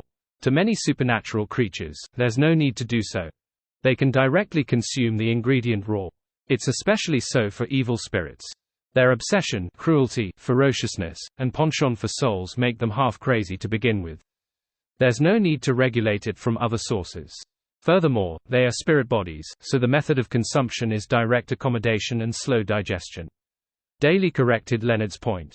This, to the evil spirit that possesses Ynth Sangwyl, whenever it has the upper hand, it will control the body to seek out beyond the ingredients of its pathway while it was alive. Leonard was first surprised before he had an idea. He said in a pleasant surprise, "I understand. Thank you for answering my questions." With that said, he hesitated for a few seconds and asked after some deliberation, "Ma'am, I believe we shouldn't just figure out the motives behind Ynth Sangwyl's meeting with the numinous episcopate demigod, but we also need to track his trajectory since Backland to East Balam. We need to know what he did midway, what items he found. This might lead us to effective clues." Daly suddenly fell silent before she pricked up her brows and said, "Well said. But what does this have to do with evil spirits?" "Nothing. I raised the question so as to make preparations because I believe that since we are investigating the numinous episcopate, we might encounter evil spirits. The latter half was a suggestion I wished to make after the break. I just wished to talk to you about it beforehand." Leonard's mind raced as he slowed down his speech and fabricated an excuse on the spot. Daly listened in silence and chuckled. "If you actually work so hard to fabricate stories in front of other girls, you'll no longer be single with those looks of yours. Unfortunately, I'm not a clueless girl. All right, there's no need to explain further. Leave." Leonard stood up lamely without trying to emphasize his point. He then walked towards the door. Just as he gripped the handle, Daly's slightly ethereal voice sounded behind him. "I don't know what secret you're hiding, nor do I know what you know. None of that matters. But when it comes to Ynth Sangwyl, if you need any help or aid, you can find me." Leonard paused for 2 seconds as his mouth quivered. He then pulled open the door and walked out. City of Silver. Derek Berg had received the order to join an expedition team. Leading it was Chief Colin Iliad. Their target was Noise City. It was in a northern city's ruins where the shapeshifter and other terrifying creatures lived. Ever since the information about the suspected Bizarro Bane shapeshifter was given to Mr. World, Derek constantly believed that the latter might one day entrust him with a mission for the corresponding ingredients. However, his strength was lacking. Even with his friends, it was impossible for him to complete the hunt. Furthermore, such expeditions needed to go through the 6-member council. Private teams were unable to wander too far from the City of Silver. Therefore, all he could do was temporarily suppress it deep down. From time to time, it was used to motivate him to advance quicker. To his surprise, it didn't take long before an expedition team headed for Noise City was set up. Leading the team was Chief Colin Iliad. Combining his previous discussion with Mr. Hanged Man, Miss Justice, and company at the recent tarot gathering, Derek quickly came up with a theory. During the exploration of the former chief's mausoleum, Mr. Fool had provided a certain level of help to the present chief, allowing him to foil the fallen creator's ploy and successfully resolve certain matters. Hence, noticing his search for information, the demon hunter had decided to hunt a shapeshifter to please the deity. This is a necessary way to curry favor, and is also a kind of equivalent exchange. The Hanged Man's words resounded in Derek's mind. It made him no longer puzzled over the matter. So, taking the opportunity before he set out, he prayed to Mr. Fool and requested him to inform Mr. World of this expedition. He quickly received a response and heard Mr. World say, "If the hunting of the Bizarro Bane is difficult or dangerous, the requirements can be lowered. Attempt to extract its blood. As long as you obtain it, I'll trade for it with the Priest of Lights beyond a characteristic." Priest of Lights beyond a characteristics. Mr. World already has the Priest of Light beyond a characteristic. Or could it be that he has locked onto a target and will quickly be able to obtain it? With the chief's strength and the teamwork of the expedition team, there's a high chance of success if it's just extracting the blood. Derek felt relieved as he held Thunder God's roar and left his residence, heading straight for the training field. Just as he arrived at his destination, he saw Chief Colin Iliad. The latter carried 2 swords on his back. He was tall and staid, leaving anyone who saw him at ease. And beside this demon hunter was another person. She was wearing a black robe with purple patterns, and she had long, curly, silver-gray hair shepherd Lovia. Lovia, who was apparently participating in this expedition, turned her head as her pale grey eyes reflected Derek Berg's figure. However, there was only calm in her eyes. Derek felt a baffling sense of alarm as he involuntarily slowed down his pace. East Balam, above the grey fog. Klein deeply approved of the City of Silver's chief's organization of an expedition to Noise City. He also informed Little Sun that there was no need to take risks. All he needed was some blood of the target for the completion of the mission. When the time came, he could smear the blood over Grozel's travels, bring all his gear, and challenge the Bizarro Bane on his turf, thus, obtaining the Beyonder ingredients he needed. Klein had also considered the possibility of whether Grozel's travels' ability to swallow people into the book's world was screened by the uniqueness of the forsaken land of the gods. He had also come up with a solution. It was to bestow Little Sun with Grozel's travels. After achieving the goal, he could get Little Sun to sacrifice it back. In addition, he wasn't worried about the Bizarro Bane lacking blood because of its nature as a spirit world creature. This was because the Bizarro Sorcerer Potion formula clearly wrote, supplementary ingredients, 200 milliliters of a Bizarro Bane's blood. There are always more solutions than problems. Klein muttered in satisfaction before returning to the real world. Before sleeping, he received a reply from Leonard Mitchell. It mentioned that it would take another day for the Worm of Time, and he described the monsters known as evil spirits in detail. Another day before it can be provided. And there will be 2 of them. The grandpa in Leonard's body has quite a good attitude.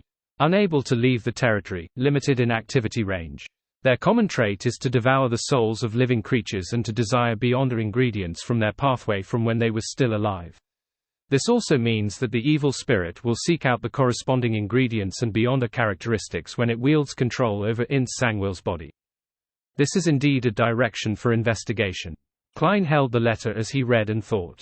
Suddenly, he recalled something. Back when he encountered Ince Sangwill on Waypoint Island in the Berserk Sea, the latter had been pursued by a powerful demigod from the Hunter pathway. Could it be a result of that evil spirit? I previously imagined that Ince Sangwill had received a commission by some faction in the royal family, and did something that targeted the Intes Republic, only to have a mistake happen, thus exposing himself and getting pursued by their powerhouses. From the looks of it, there might be another possibility. That evil spirit desires the Beyonder characteristics of the Hunter pathway, and when it could control Ince Sangwill's body, it attempted to hunt Beyonders of the same pathway. This might have succeeded or failed. In short, the result was that he was targeted by a powerful demigod from the Hunter pathway. He pursued him the entire journey with his intuition as a hunter. The more Klein thought about it, the more convinced he was that his theory was close to reality. This was the only way to explain why Ince Sangwill, who wielded 008, was discovered. At this moment, Enzo and Ludwell were kneeling down, massaging Klein's legs. I can guess that it's an evil spirit of the Hunter pathway for now. I'll later write back to Leonard and get him to steer the investigations in this direction. This fellow's acting isn't that great, nor does he have the psychological experience. I wonder if he will end up exposing himself.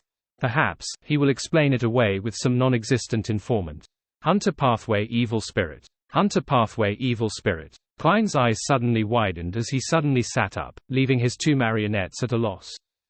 There weren't many evil spirits he knew, and he had only seen one, however, that one happened to be from the Hunter pathway. It was Red Angel Medici's main body that had combined with the remnant psyches of the 2 Sequence 1 Angel from the Sauron and Einhorn families. When it came to the Hunter pathway, there was no evil spirit that was of an even higher level. That was unless Blood Emperor Alista Tudor still had his psyche remaining. Previously, Ince Sangwill was in Backland. That evil spirit, who I'm not sure if I should call Medici, was also in Backland.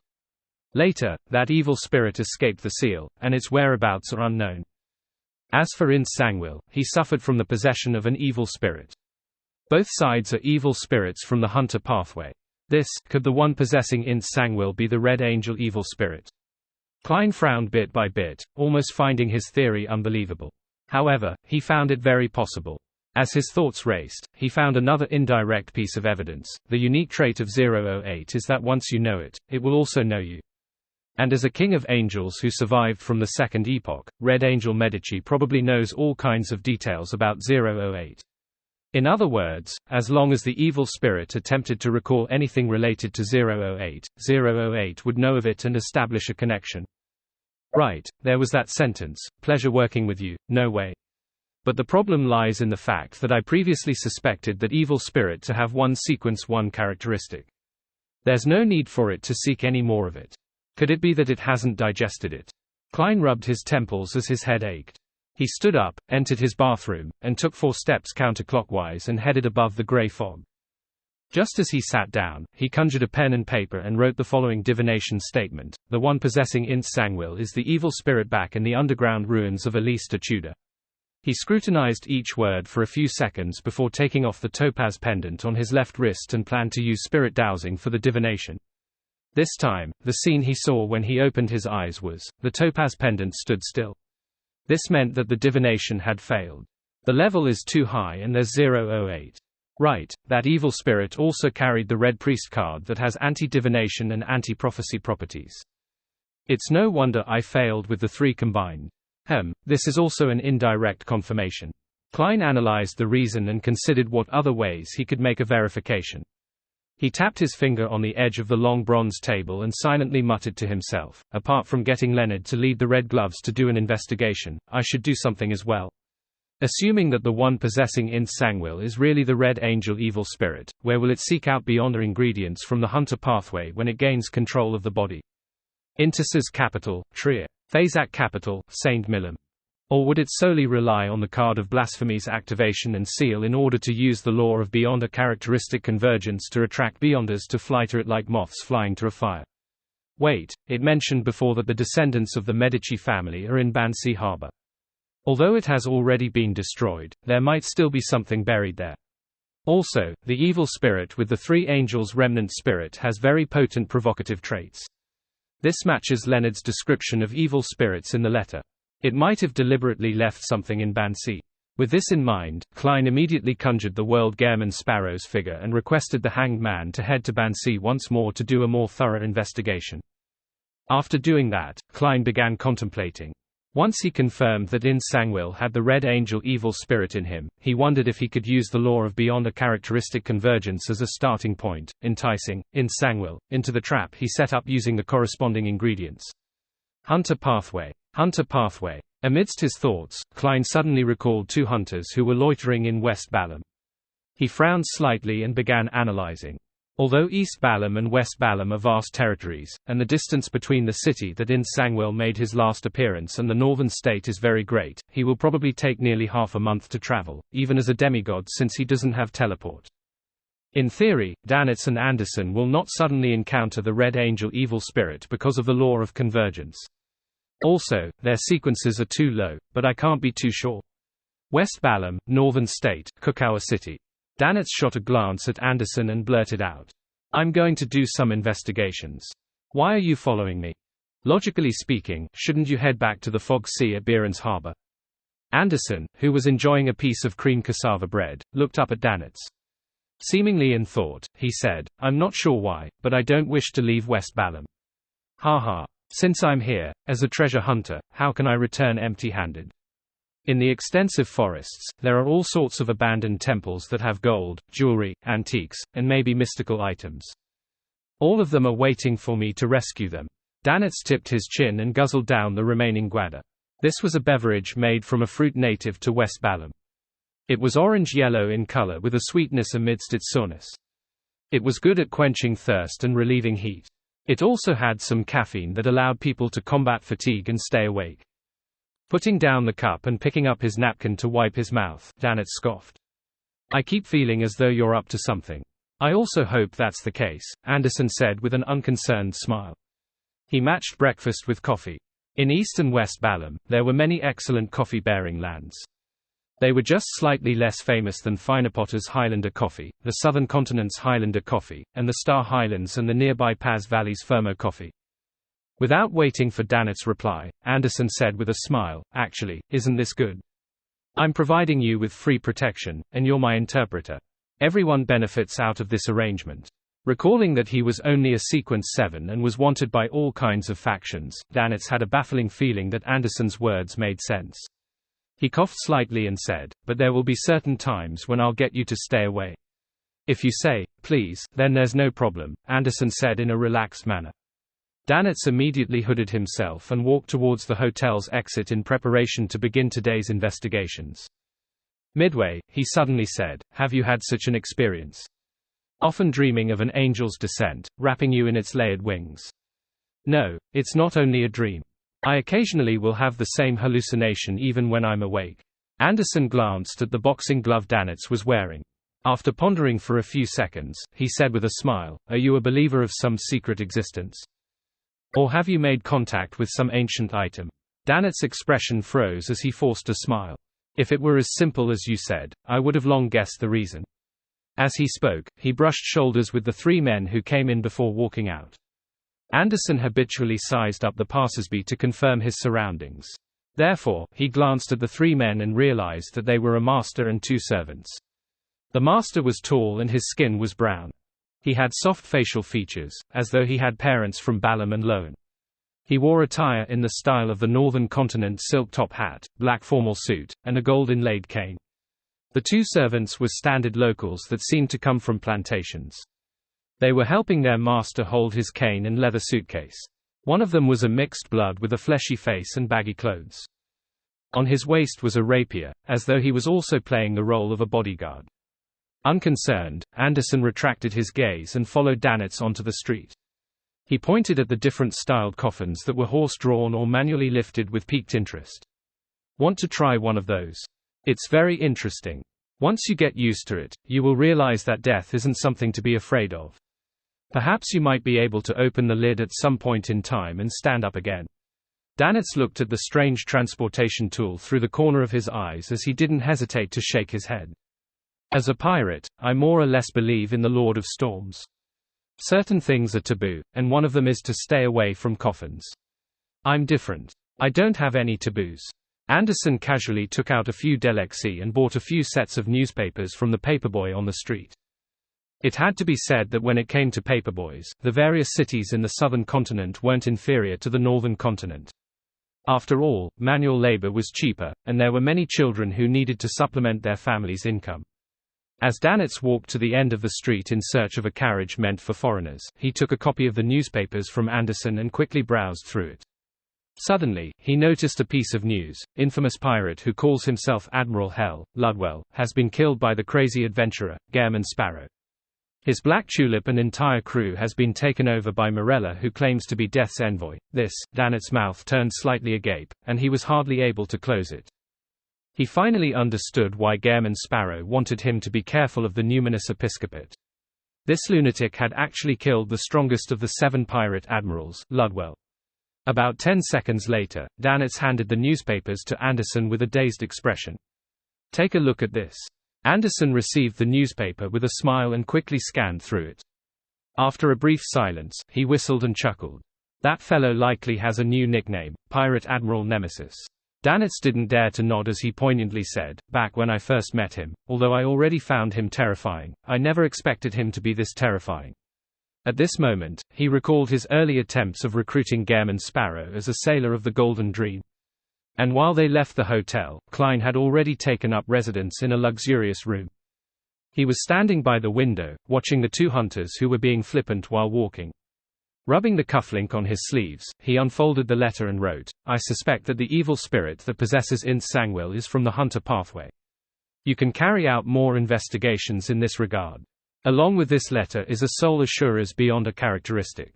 It comes from a pitiful person who was grazed. I liberated him and promised to return his characteristic to the Church of Evernite." In East Balaam, having just prepared to join the morning meeting, Leonard suddenly saw the angel messenger who wielded 4 blonde, red-eyed heads appear before him. Already used to this, he received the letter and opened it and gave it a glance. He was surprised to see an item as resplendent as the night sky. "This is..." Leonard had an inkling as to what the item was. He hurriedly unfolded the letter and read it. 20 seconds later, he slowly sighed and silently said, "As expected, it's a beyond a characteristic. Klein is still very friendly to the Church and the Nighthawks." He was rather delighted as he took out 2 transparent dead, ringed worms and placed it in that envelope. He then summoned Gairman Sparrow's messenger, handed it to her, and paid the 1 gold coin. After doing this, Leonard loosened the top buttons of his shirt, walked out the room, and headed underground. On the way, he encountered Daly Simone.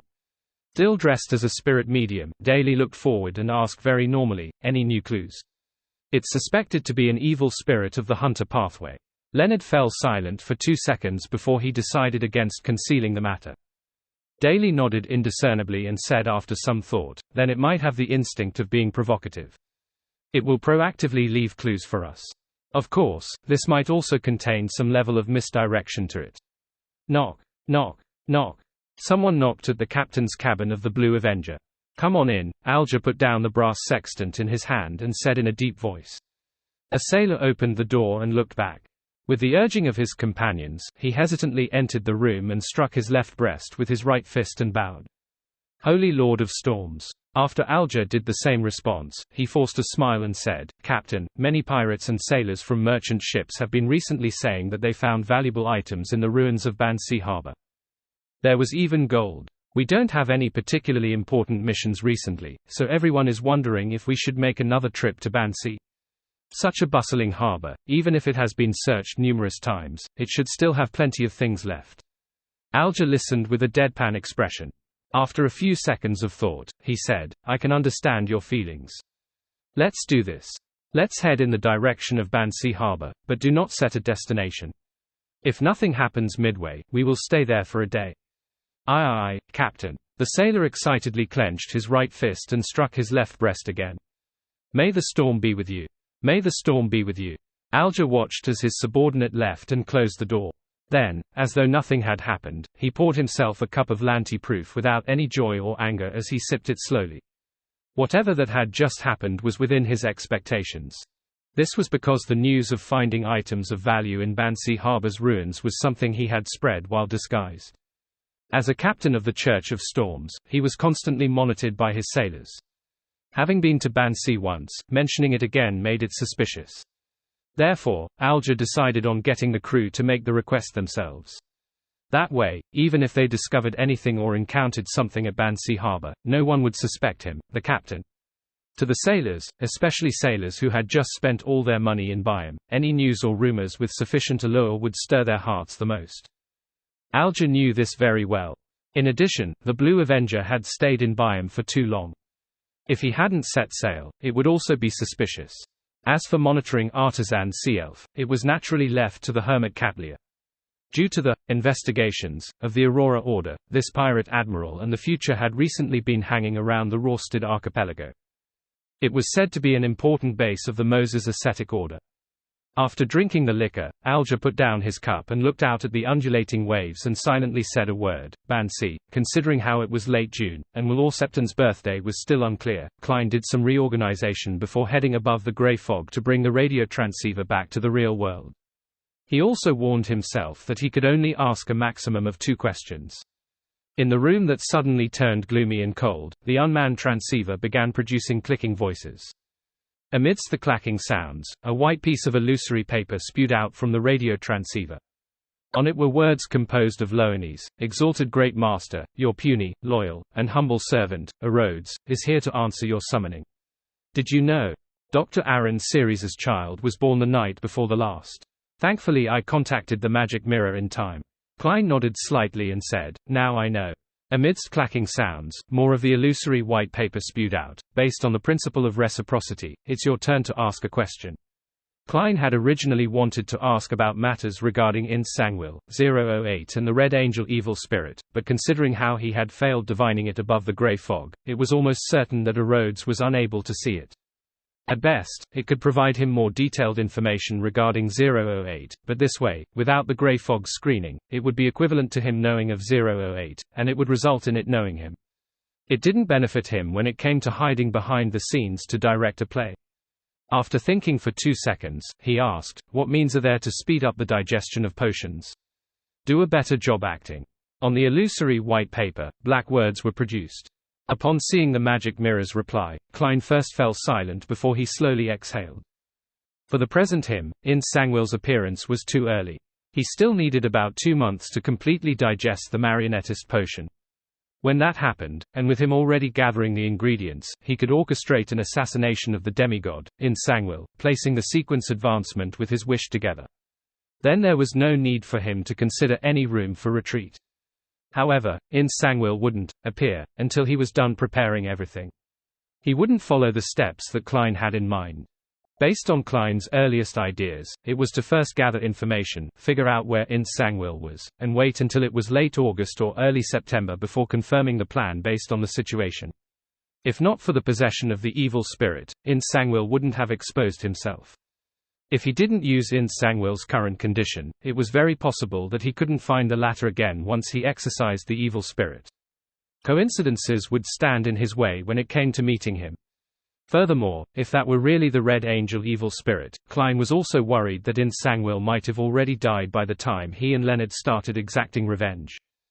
The reason behind his death could be due to certain machinations, or from some ridiculously comedic situations, and not because of his sins.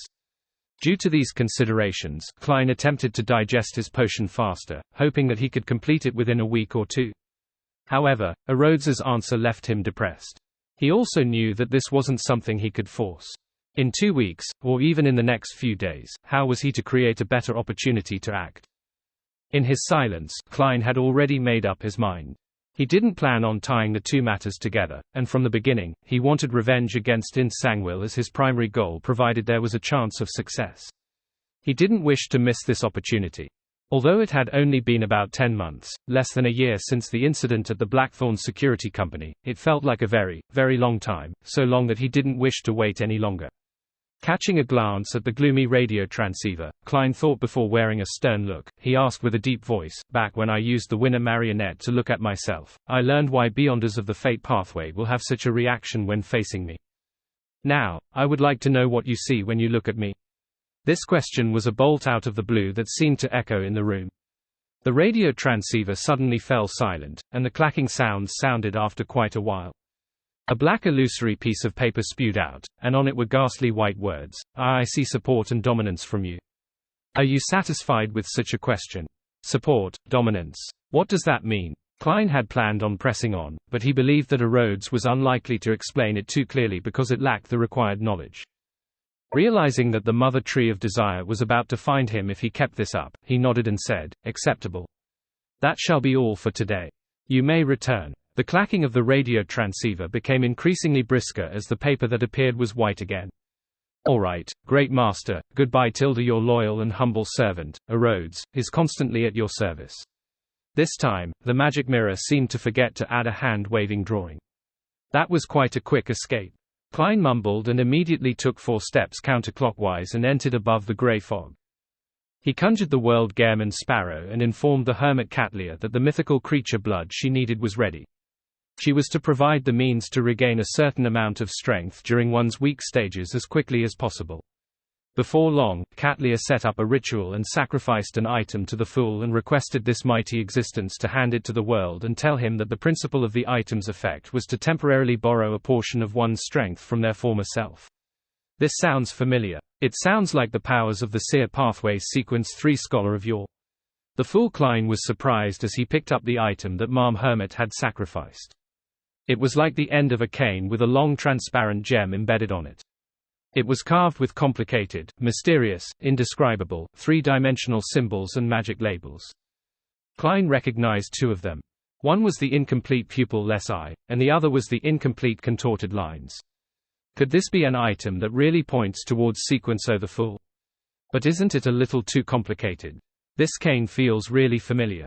It's like the crystal ball Little Sun had used when he prayed to me. See, could it also correspond to another crimson star? Klein looked out the ancient palace with an odd expression, but all he saw were illusory stars suspended in the infinite grey fog without any signs of abnormality. With the fact that such items were one-use items like charms, he abandoned the idea of experimenting with it. All he could do was summon some paper from the junk pile and seriously record down the complicated and abnormal symbols and magic labels on the cane. Lowen Kingdom, Backland, Dr. Aaron's residence. A maid was inside the master bedroom, taking care of a soundly sleeping infant. Downstairs, the banquet which had many guests attending had reached the midway mark. Suddenly, in a corner, 3 figures quickly materialized. Leading them was a man in a silk top hat, black formal suit. He was none other than Klein Moretti, who hadn't disguised himself. He tossed out a charm and muttered an ancient Hermes term, crimson. The dark red flames flashed, and amidst a light explosion sound, soothing powers emanated out. The maid fell asleep instantly, collapsing onto the bedside into a deep sleep. Klein made his two marionettes stand in their spots as he walked to the infant's cot and cast his gaze inside. It was a child wrapped in silver silk. His skin was very fair, and he was fleshy with layer after layers. This infant showed no fear towards the stranger as he looked straight at Klein with his eyes wide open while sucking his fingers. Ahem. Klein couldn't help but smile as he took off his hat and bowed. Congratulations on being born. You should say that to my parents. The infant pulled out his fingers and spoke with a bright voice that didn't match his age. Klein chuckled and didn't harp on this meaningless topic with the snake of fate. He went straight to the point. I brought the method that allows you to regain a certain amount of strength during your weak stages. You can now give me that drop of placenta blood. Will Aucepton opened up his fleshy palms and said, let me take a look first. How do you know that the method is an item? Klein couldn't help but ask in puzzlement. Will Aucepton scoffed. An intuition of fate. It's like you didn't say a thing.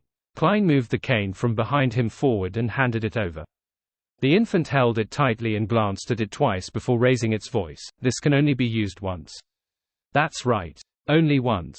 Is that a problem? Klein deliberated and said, with your level and abilities, you can completely replicate the symbols and magic labels engraved on it, and then prepare the corresponding ingredients to hold the correct ritual.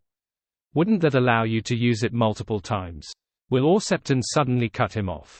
Alright, I accept it. Remember, you were the one who suggested it. Klein was momentarily a little dumbfounded, but he also seemed to realize something. He had a vague feeling that, despite him being here to take advantage of a baby, it ended up as the baby taking advantage of him. Yes, I was the one who suggested it. He finally drew a breath and nodded earnestly. The baby's plump face revealed a smile as he spread open his other hand. I've already prepared it for you. A total of 2 drops. 1 drop is for the transaction, and the other drop is your commission for facilitating this transaction. There's a commission. Klein was delighted as he hurriedly looked at Will Aucepton's palm. There were 2 drops of silver blood there. Each drop appeared to have countless, illusory wheels spinning. They formed a belt that had its head connected to its tail. Just one look at it made Klein seem to lose his ability to think. He felt all his thoughts repeatedly appearing in his mind. He hurriedly shook his head and took out the iron cigar case which contained Azek's copper whistle. He then placed the 2 drops of Snake of Fate blood, which had clearly been sealed, inside. Thank you for your generosity, Klein said sincerely before asking, can this be used to make a charm? The baby sucked his fingers and said, of course. As for the exact symbols needed to be carved, you have already seen those. You are free to choose a combination. Whatever you get will all depend on your luck. Klein nodded and asked again, who should I pray to? You're probably unable to respond to relatively high-level rituals for the time being. And praying to Ouroboros is bordering on being a provocation. Do I pray to a sequence 2 Angel of the Fate pathway? But I don't know the honorific names. Will Aucepton immediately grinned. There's a more convenient method. Who? Klein pressed in delight. The baby replied with a giggle, Empress of Misfortune and Horror. Empress of Misfortune and Horror. Isn't that the goddess? That's right, misfortune includes bad luck, a part of fate. The goddess has the corresponding authority and can naturally give a response. By giving this suggestion, doesn't it mean that, in Will Aucepton's eyes, he has always suspected that I'm Evernight's blessed, it's just that I didn't notice it myself. It's the same as the answer I received about how I should get the high sequence beyond a potion formula of the seer pathway.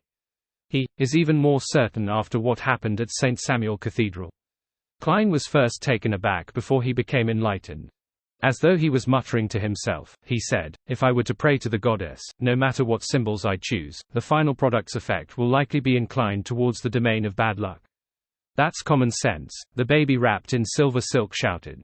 After obtaining confirmation, Klein felt more certain as he said with a smile, Are you still named Will Aucepton?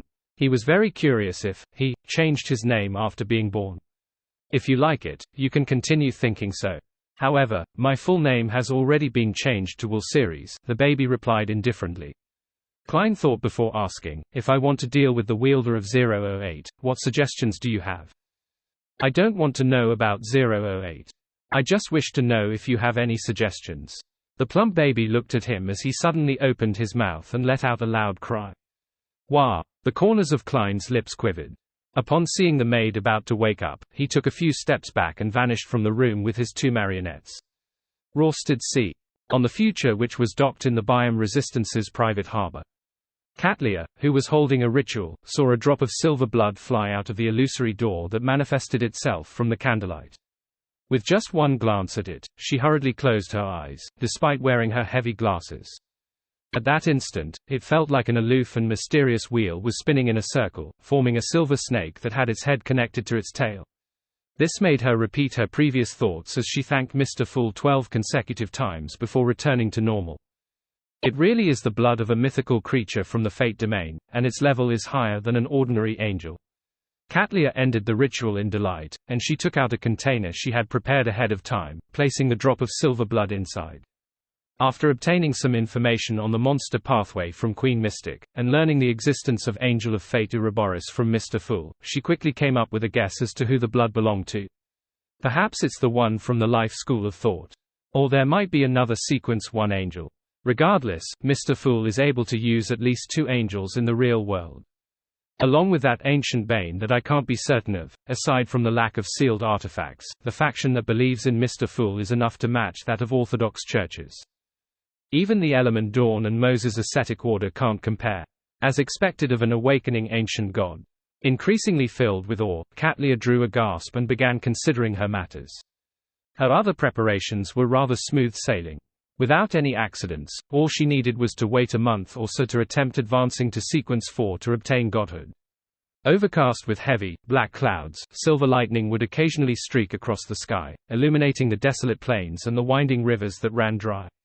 And in the middle of the plains, where the river made a half circle, black, stacked shadowy outlines loomed. It was a lifeless city. After several days of traveling, the team led by the chief of the City of Silver's 6-member council, demon hunter Colin Iliad, finally arrived at the destination Noise City. The team was a small one. Excluding Colin, there were only 4 other members. They were the 6-member council elder, Shepherd Lovia, 2 Sequence 5 guardians, Leger and Gonlin, as well as Sequence 6 notary, Derek Berg. The overall strength of the team wasn't weaker than a complete expedition team, it was perhaps even stronger. According to Colin Iliad, this was because Noise City was filled with monsters, making it very dangerous. Shapeshifters were adept at disguises, and they enjoyed making use of the trust between teammates. Therefore, the smaller the expedition team, the better. And since there were fewer people, there was undoubtedly a need to prepare it with a stronger team. Was as they watched the city in front of them, which was covered in mist, one that couldn't be lit up despite the lightning, demon hunter Colin drew the 2 swords on his back. Unhurriedly, he slathered a silver-gray ointment on one, and a golden liquid on the other. He then stabbed the 2 swords in front of him. He then removed 3 small metal bottles from a hidden compartment on his belt, pulled out the stopper, and gulped the contents of the potion.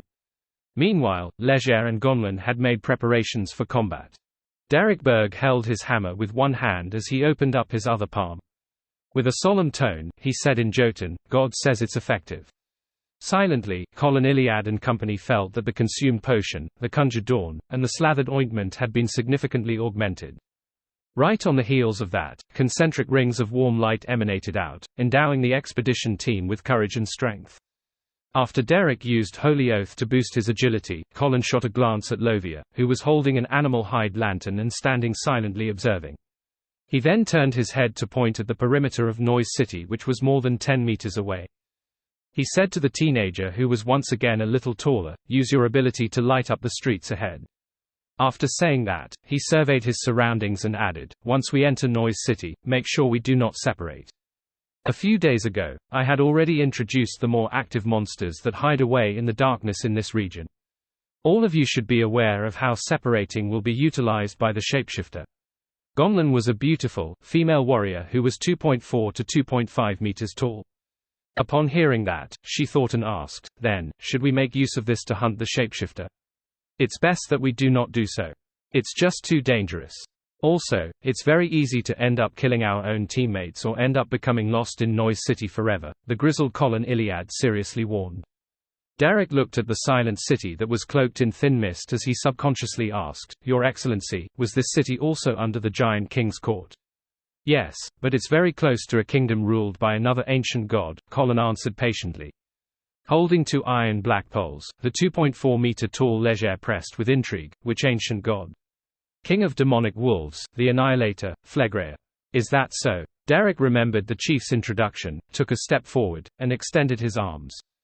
Pure, radiant sunlight emitted from his body, illuminating the either collapsed or rotting buildings, the grayish-white stone-paved streets, and the extremely silent city perimeter. Derek and company saw figures appear on the streets. They were either wearing linen robes or animal hides, as though they were busily going on about the day. Upon sensing the sunlight's illumination, they silently turned their heads in unison and looked at the City of Silver expedition team. Bansi Harbor at night would occasionally have ravens or other birds calling out. It accentuated the gloom and deathly silence of the ruins. Even the sounds of crashing waves were unable to wash away that feeling. As believers of the Lord of Storms and crew members of the Blue Avenger, the sailors were bold, especially when they believed that there might be gold or valuables hidden within the collapsed buildings.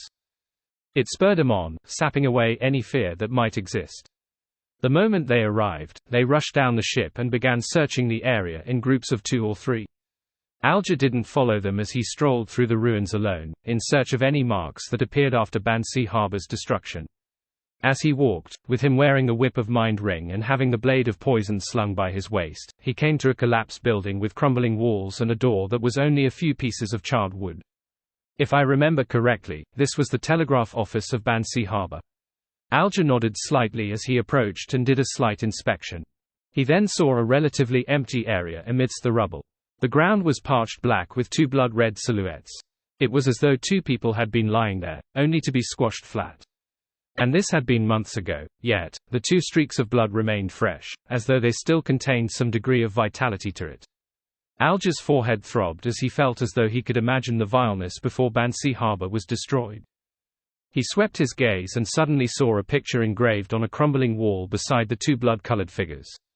It was a spot that the moonlight could hardly shine onto. The picture was very simple, and it wasn't even colored. It was of an armored monster with a squid's head that wielded a trident. Lightning swirled around it as waves surged at its feet. Behind it was a cape formed by bird feathers. Alger's eyes widened suddenly as he felt a tumultuous storm rage within him. He recognized who the monster was representing because the sun had once depicted it before. It was the warped version of the Lord of Storms according to Rose Redemption. And could this picture's appearance implied that a Rose Redemption member had previously come to Bansi Harbor, and they had drawn this picture after the building collapsed? Otherwise, it was impossible for the mural to not be damaged. It happened to fill an abnormal, crumbling wall. This should be what the world wanted me to find in Bansi Harbor. He's pursuing Rose Redemption. Alger muttered silently to himself as he raised his right hand.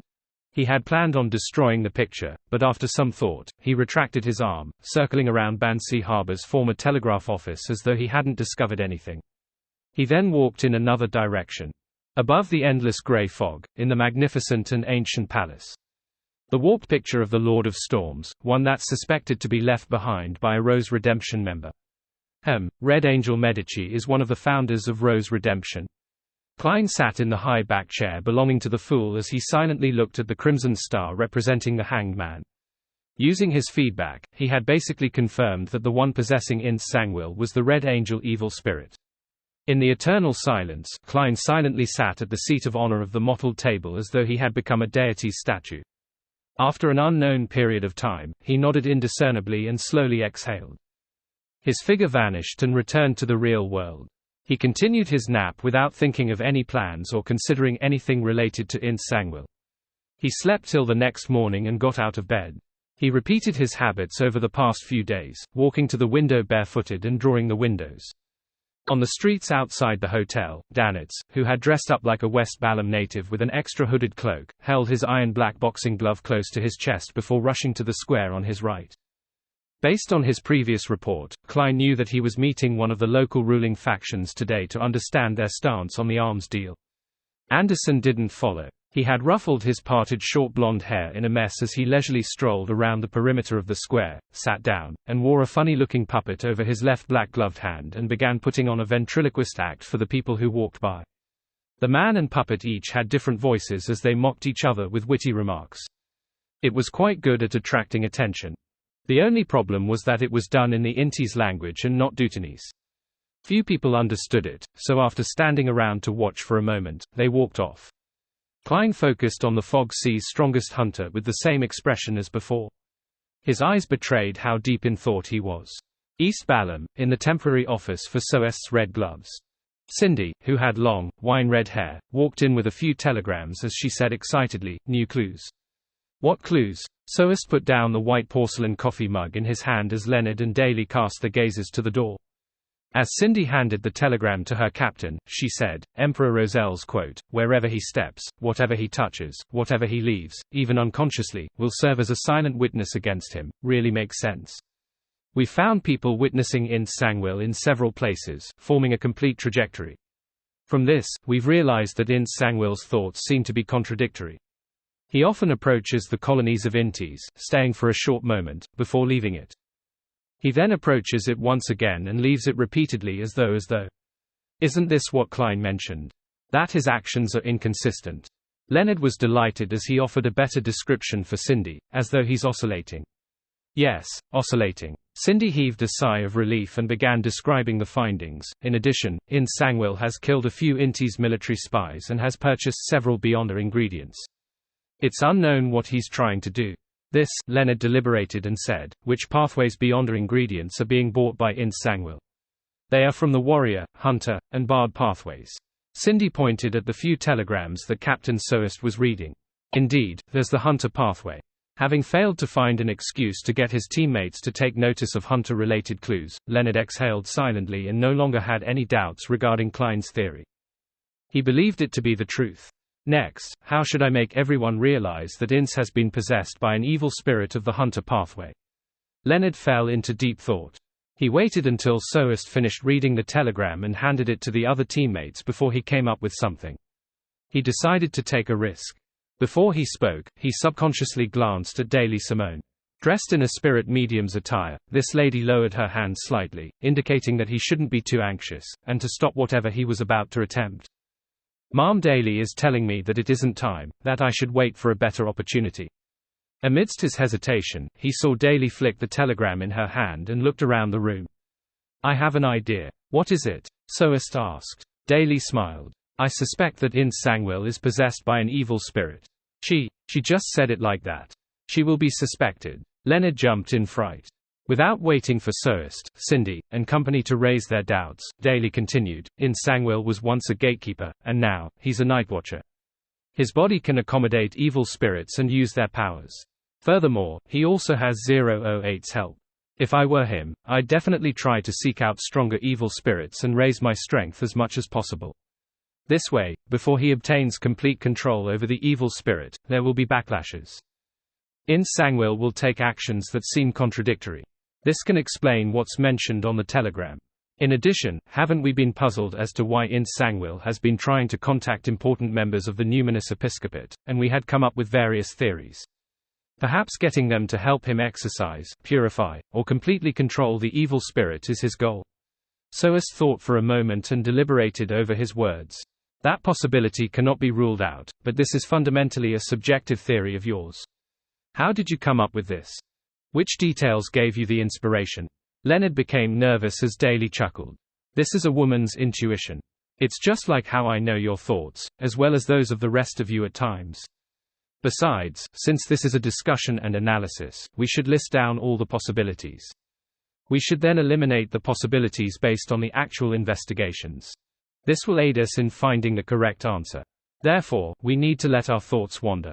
No matter how ridiculous the idea is, we must dare to propose it. From the various details we obtained from our feedback, I believe my theory is the most likely one. Ma'am Daly Shaw is good with words. At least, she has convinced me.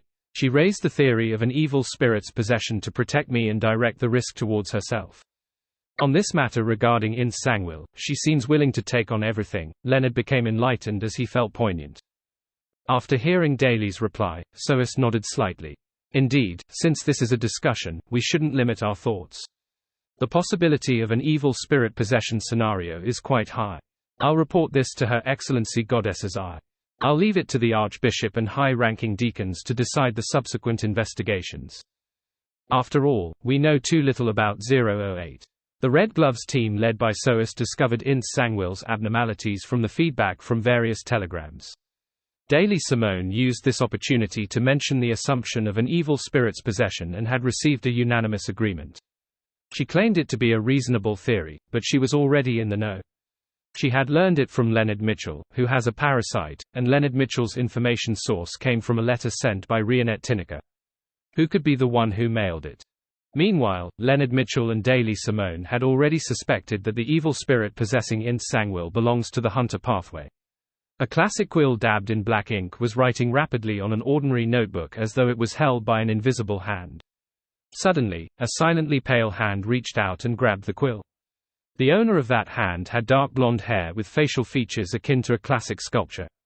One of his eyes was so blue that it was nearly black, and the other was filled with small but obvious blood vessels. He lowered his wrist and continued writing, but is this the truth to the matter? Will everything develop according to what Daily Simone, Leonard Mitchell, and SOS's Red Gloves team have in mind? In the forsaken land of the gods, in Noise City which couldn't be illuminated by the lightning. The figures looked over without making any sound, giving Derek a fright. He nearly stopped the illumination effect as he dodged to avoid facing him directly. However, having trained from a young age, and with his experience over the past year, he didn't end up flustered. He didn't rush to end it as he forcefully held back his horror and waited for the chief to give the next order. Two dark green, complicated symbols appeared in Colin Iliad's eyes. He took in the streets that were blanketed with faint mist and the seemingly normal figures which didn't take any action. Suddenly, he grunted and genuflected, his hands grabbing the two swords that were stabbed in the ground. At the back of his neck, his bluish-black skin swelled a little as indescribable and complicated mysterious symbols appeared. They were half illusory and half real as they crept to either higher or lower levels. At the same time, Shepherd Lovia let out a painful grunt as she raised her hands and held her head, vomiting some blobs of squirming flesh and blood. Her palms and her body seemed to have silver armor strangely appear, overlapping on top of her. Top, Demon Hunter Colin muttered softly 1 second later. Derek hurriedly ended the illumination and allowed the thin mist to cloak the figures, allowing the dead silence to once again blanket the ancient Noise City. Everything quickly returned to its former form as Colin Iliad slowly got up. He cast his heavy gaze at the tower, cathedral, and other buildings that could barely be made out through the thin mist. It's a bit different from my last expedition. I'm not sure why there are such changes either. Demon Hunter Colin retracted his gaze as he surveyed the team members. Do you have any ideas or thoughts? Shepherd Lovia had already crouched down to pick up the blobs of flesh and blood that had fallen to the ground. However, she wasn't in a rush to stuff them into her mouth, to munch on them before swallowing. She offered, we can change directions and explore Noise City's other entrances. Perhaps we might discover something.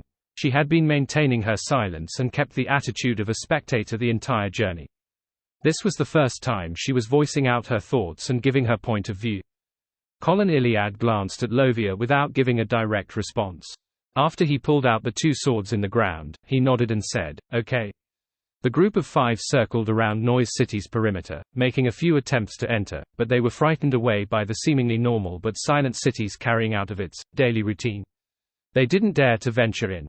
With the frequency of the lightning reducing, and how darkness was slowly beginning to rule the world, Colin took a deep look at Noise City for a few seconds and said, we will first set up a small camp. We will continue when it's daytime. The so-called daytime meant when the frequency of lightning was relatively higher, keeping the moments of darkness to a minimum. The expedition team members didn't object to it. Soon, they set up a simple camp by the riverside amidst a series of rocks. At the extreme end of the camp, there was a huge boulder providing them with shelter, so there weren't any worries about rain. A bonfire was burning with all kinds of strange creature carcasses piled to the side. From time to time, they would be thrown in as timber. Colin, Lovia, and company sat around the fire, eating the rations they had brought and the monster corpses that had been proven to not cause serious harm. As the fat sizzled from the roasting, Chief Colin Iliad from the 6-member council looked at Derek Berg and said, we shall inspect the camp first. We'll switch when they're done with their meals. If this were any other time, Derek wouldn't have thought otherwise. But now, the first thought that came to mind was, the chief wishes to speak to me in private. All right. Derek stuffed the remaining piece of meat into his mouth and lifted the Thunder God's roar at his side. The piece of meat was clearly already ready, but it still presented a ghastly green color. After coming to the dark edge of the camp, Demon Hunter Colin said in a deep voice, his tone unchanging, Noise City is more sinister and dangerous than I expected. I'm wondering if you have any views on what we should do next. I know nothing about this place. I'm also lacking in experience. Why is Chief asking for my views? Derek was instantly taken aback, wishing to raise his left hand to scratch the back of his head. He then recalled the few times he had spoken with the chief while they were in the City of Silver. He recalled Mr. Hangman's analysis of the hidden context in their conversations as he suddenly realized something. Chief is giving me a hint. He's trying to tell me that Noise City is more sinister and dangerous than he expected. The difficulty of hunting a shapeshifter far exceeds his expectations. He's wondering if there's a possibility of changing the target. He wishes for me to pray to Mr. Fool and receive a revelation so as to get his views. Mr. World really is a wise person. Along the way, he had already told me of a method to hunt the Bizarro Bane in a relatively easy manner. It's by getting its blood. With the present situation, it seems like his plan is feasible. As his thoughts raced, Derek replied earnestly, "Yes, Your Excellency. I have some suggestions." Colin Iliad silently heaved a sigh of relief, holding back the more direct speech he had prepared as he nodded gently. "Go ahead. Since Noise City has changed, it will be very risky for us to enter. Perhaps we can consider luring the shapeshifter out." Derek didn't directly regurgitate the World Gareman Sparrow's method, but he did make some modifications based on the present situation. Colin didn't directly reject it, and said rather seriously, "Then how should we lure the shapeshifter?" Derek didn't hesitate to say, "I have an item that is extremely enticing to shapeshifters. As long as it's placed at the boundary of Noise City, or even further, it will lure a shapeshifter out." The grizzled Colin wasn't surprised by his words. He amiably nodded and said, "What's the item?" He long knew that Derek Berg had secretly held a bestowment ritual at night during his guard duty shift. Furthermore, if he hadn't kept the truth undercover, it was impossible for Derek to keep it from Lovia, and Gonlin. Derek didn't know what its name or description was. He immediately took out an iron black box which was completely different from the City of Silver's style before removing the wall of spirituality. Following that, he didn't lower his head. Instead, he turned his head and opened the box solely using his sense of touch. Inside the box was a palm-sized human-shaped object. A cursory glance allowed one to see the transparent liquid filling the inside. From time to time, it bubbled, emanating a black glow. Upon scrutinizing it, there appeared to be maggots circling around the object. This was the true soul body of the Spirit World Plunderer which Klein had previously obtained. He believed that, for the Bizarro Bane, this Beyonder ingredient had an unparalleled allure. This wasn't simply a result of the law of Beyonder characteristic convergence, but it was also because once the Bizarro Bane obtained it, it could turn into a complete Bizarro sorcerer. It would break through all kinds of limitations and receive a fundamental improvement in its life's natural order, truly becoming a demigod. Therefore, to make the hunting of the Bizarro Bane simpler and clearer, without wasting any time, Klein took the risk of losing the true soul body of the Spirit World Plunderer by lending it to Little Sun. Colin Iliad looked at it carefully for a few seconds before retracting his gaze. "It's likely to be effective. Close the box and stop adding a wall of spirituality to it. Just bring it around with you. Let's see if they will be attracted to our camp." Derek subconsciously asked. Colin, with a few old scars on his face, revealed a smile. "Do you think there's only one shapeshifter in Noise City? If this item's level was lacking, I would even be worried that it might attract more terrifying monsters." Derek wore a look of shame as he scratched the back of his head.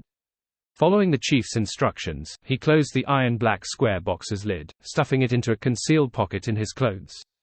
In the patrol that followed, he kept a high level of vigilance, but no shapeshifter attacked. After a while, Lovia, Leger, and Gonlin took over their mission as Derek sat back beside the warm fire. At that moment, he heard cawing as 7 to 8 red-eyed ravens flew over and spiraled in midair. This brought about an indescribable sense of horror. Colin Iliad drew his sword and looked up. Suddenly, his heart stirred as he quickly cast his gaze to Derek Berg. On both sides of the bonfire, two brownish-yellow-haired youths who had childlike looks and were nearly 1.9 meters tall were staring at each blankly. Colin's eyes narrowed as he immediately shouted, "Illuminate." One of the youths was taken aback. After a moment of enlightenment, pure, warm sunlight was emitted from his body. With a whoosh, an incomplete shadow swept past as Colin's sword sliced through the fake Derek. It was a shadow, a blurry, transparent shadow. At the same time, a red-eyed raven fell from the sky. Its body swelled up, turning into a pitch-black shadow.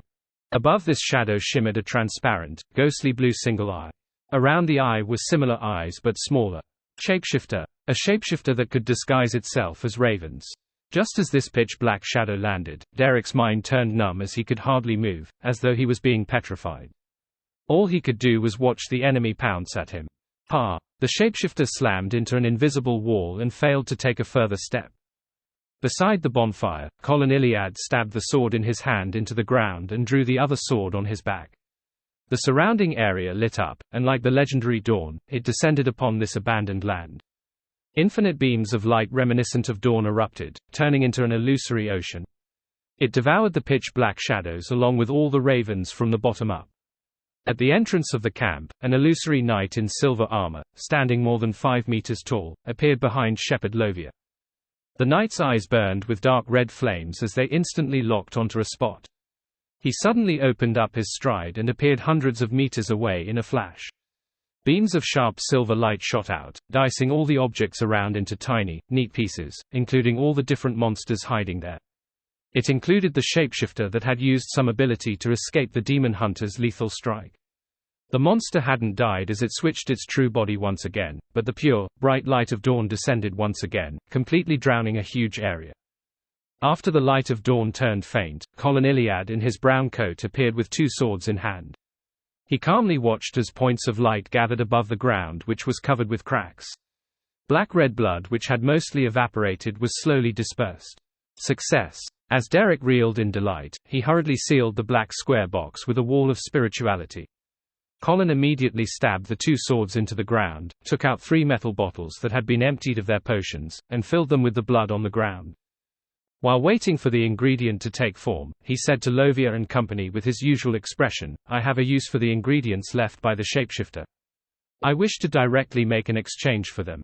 In the City of Silver, there were typically 2 ways to handle the spoils from such expeditions. First, it was to bring it back and give it to the city and exchange it for the corresponding contribution points. The distribution depended on the amount of effort put in during the expedition. Second, if it wasn't something especially important, and if it had caught the fancy of a member of the expedition, they could directly make an exchange for it with equivalent items or contribution points. "I have no objections," Leger and Gonlin answered in unison. Lovia didn't say a word as a form of tacit consent. After the illusory silver-armored knight returned, she turned her head and looked towards the bonfire where Derek Berg was with a deadpan expression. In East Balam, in the temporary office for the Red Gloves. Soest surveyed the area and said to all the team members, "Her Excellency, Goddess's Eye, has ordered us to investigate the sale of Hunter Pathway ingredients in the local and surrounding cities, as well as any disappearances or deaths of Beyonders of the same pathway. She agrees with Daly's guess, and she suspects from the death of the Intis spies that it's an evil spirit of the Hunter Pathway. Of course, we mustn't ignore any abnormalities since it's only one possibility. There's also another thing. We only need to do the gathering of information and to ignore everything else. We will not delve deeper into the investigations. It's an order by Her Excellency, Goddess's Eye. Got that?" "Yes," Cindy and company replied. Soest looked at Leonard and Daly before retracting his gaze and said heavily, "Move out." After leaving the local Nighthawks' base which was disguised as a private detective office, Leonard glanced at Daly Simone who had suggested to team up with him. "Where do we begin? Any suggestions?" Dressed in a spirit medium black robe with her hood pulled over her head, Daly Simone, with an uncanny beauty and mature air, shot Leonard Mitchell a glance. This is when a gentleman's decisiveness and style should be showcased. Leonard looked at his left hand which was wearing a red glove. He deliberated and said, "If we begin by following Captain Soest's arrangements, that might allow us to find some clues, but it's not necessarily useful. I suspect that Her Excellency Goddess's Eye knows that. She's only giving us something to do in order to confuse Ince Sangwil." "Why do you say that?" Daly wasn't joking as her expression wore a rare, solemn look. Leonard glanced to his sides as he said in a heavy voice without realizing it, "Based on what I know, 008 has the characteristic of, once you know it, it will also know you. We shouldn't be influenced while staying on the periphery of its perception since we aren't sure of its real name or powers, and only use the code name we gave it. But as Red Gloves who are pursuing the Numinous Episcopate's matters, and having discussed Ince Sangwil many times, I believe our situation has already been grasped by 008. This way, Ince Sangwil should know that his abnormal state has been exposed. From that, he will avoid us by creating coincidences. Daly recalled the information regarding Ince Sangwil and nodded. Soest had also mentioned this problem in the beginning. However, he didn't verbalize it as clearly as you did. It's still in the stage of backward inference from a result of failures. Therefore, Her Excellency Goddess's Eye has gotten us to investigate the situation of the nearby district's hunter pathway beyonders and ingredients, and pretending as though nothing is confirmed. In the meantime, Her Excellency is preparing the usage of some corresponding items to lay a trap for the moment when the evil spirit gains control over Ince Sangwil and thus appears. Leonard turned his body and spoke as he walked. That's probably the case, but I suspect that it's unlikely for 008 to not know of it. Daly followed diagonally behind as she said in thought, I believe there's still a chance for success. Don't forget that one of the honorific names of the goddess is the Mother of Concealment. That can counter 008. The Church has a high-ranking member or sealed artifact that can counter 008. It's no wonder 008 was once obtained by the Church and sealed under the Holy Cathedral. Leonard's eyes lit up as he came to a realization. Daly nodded very slightly as her expression turned soft. A few seconds later, her pupils contracted as she blurted out, Do you think our discussion has caught the attention of 008? Leonard's expression fell, but he didn't dare confirm anything nor shake his head. He and Daly looked at each other, looking back and forth as they fell silent for a moment. In a particular room, a slightly pale hand flipped a notebook to its very first page, then it flipped one page after another. After leaving Bansi Harbor, Sauron Einhorn Medici, who had obtained a certain object, was no longer only stubborn or only capable of instinctively conspiring. After repeated struggles and resisting, Ince Sangwil and he had obtained a truce and had even decided on having a limited cooperative effort so as to achieve each other's goals. To an evil spirit of the Red Priest pathway, such a promise cannot be guaranteed to be effective, but Ince Sangwil no longer had any other choice. From his point of view, this series of matters had many coincidences, but fundamentally, this was inevitable. At the very least, Sauron Einhorn Medici was many times better at creating stories than him. After confirming the destination to be the southern continent's East Balam, Ince Sangwil boarded a ship to the Berserk Sea. Every time, he would enter the Intis colonial islands, irrationally provoking the official Beyonders and hunting Beyonders from the hunter pathway. Then, before danger arrived, he would quickly regain lucidity, cover his tracks, and flee far away.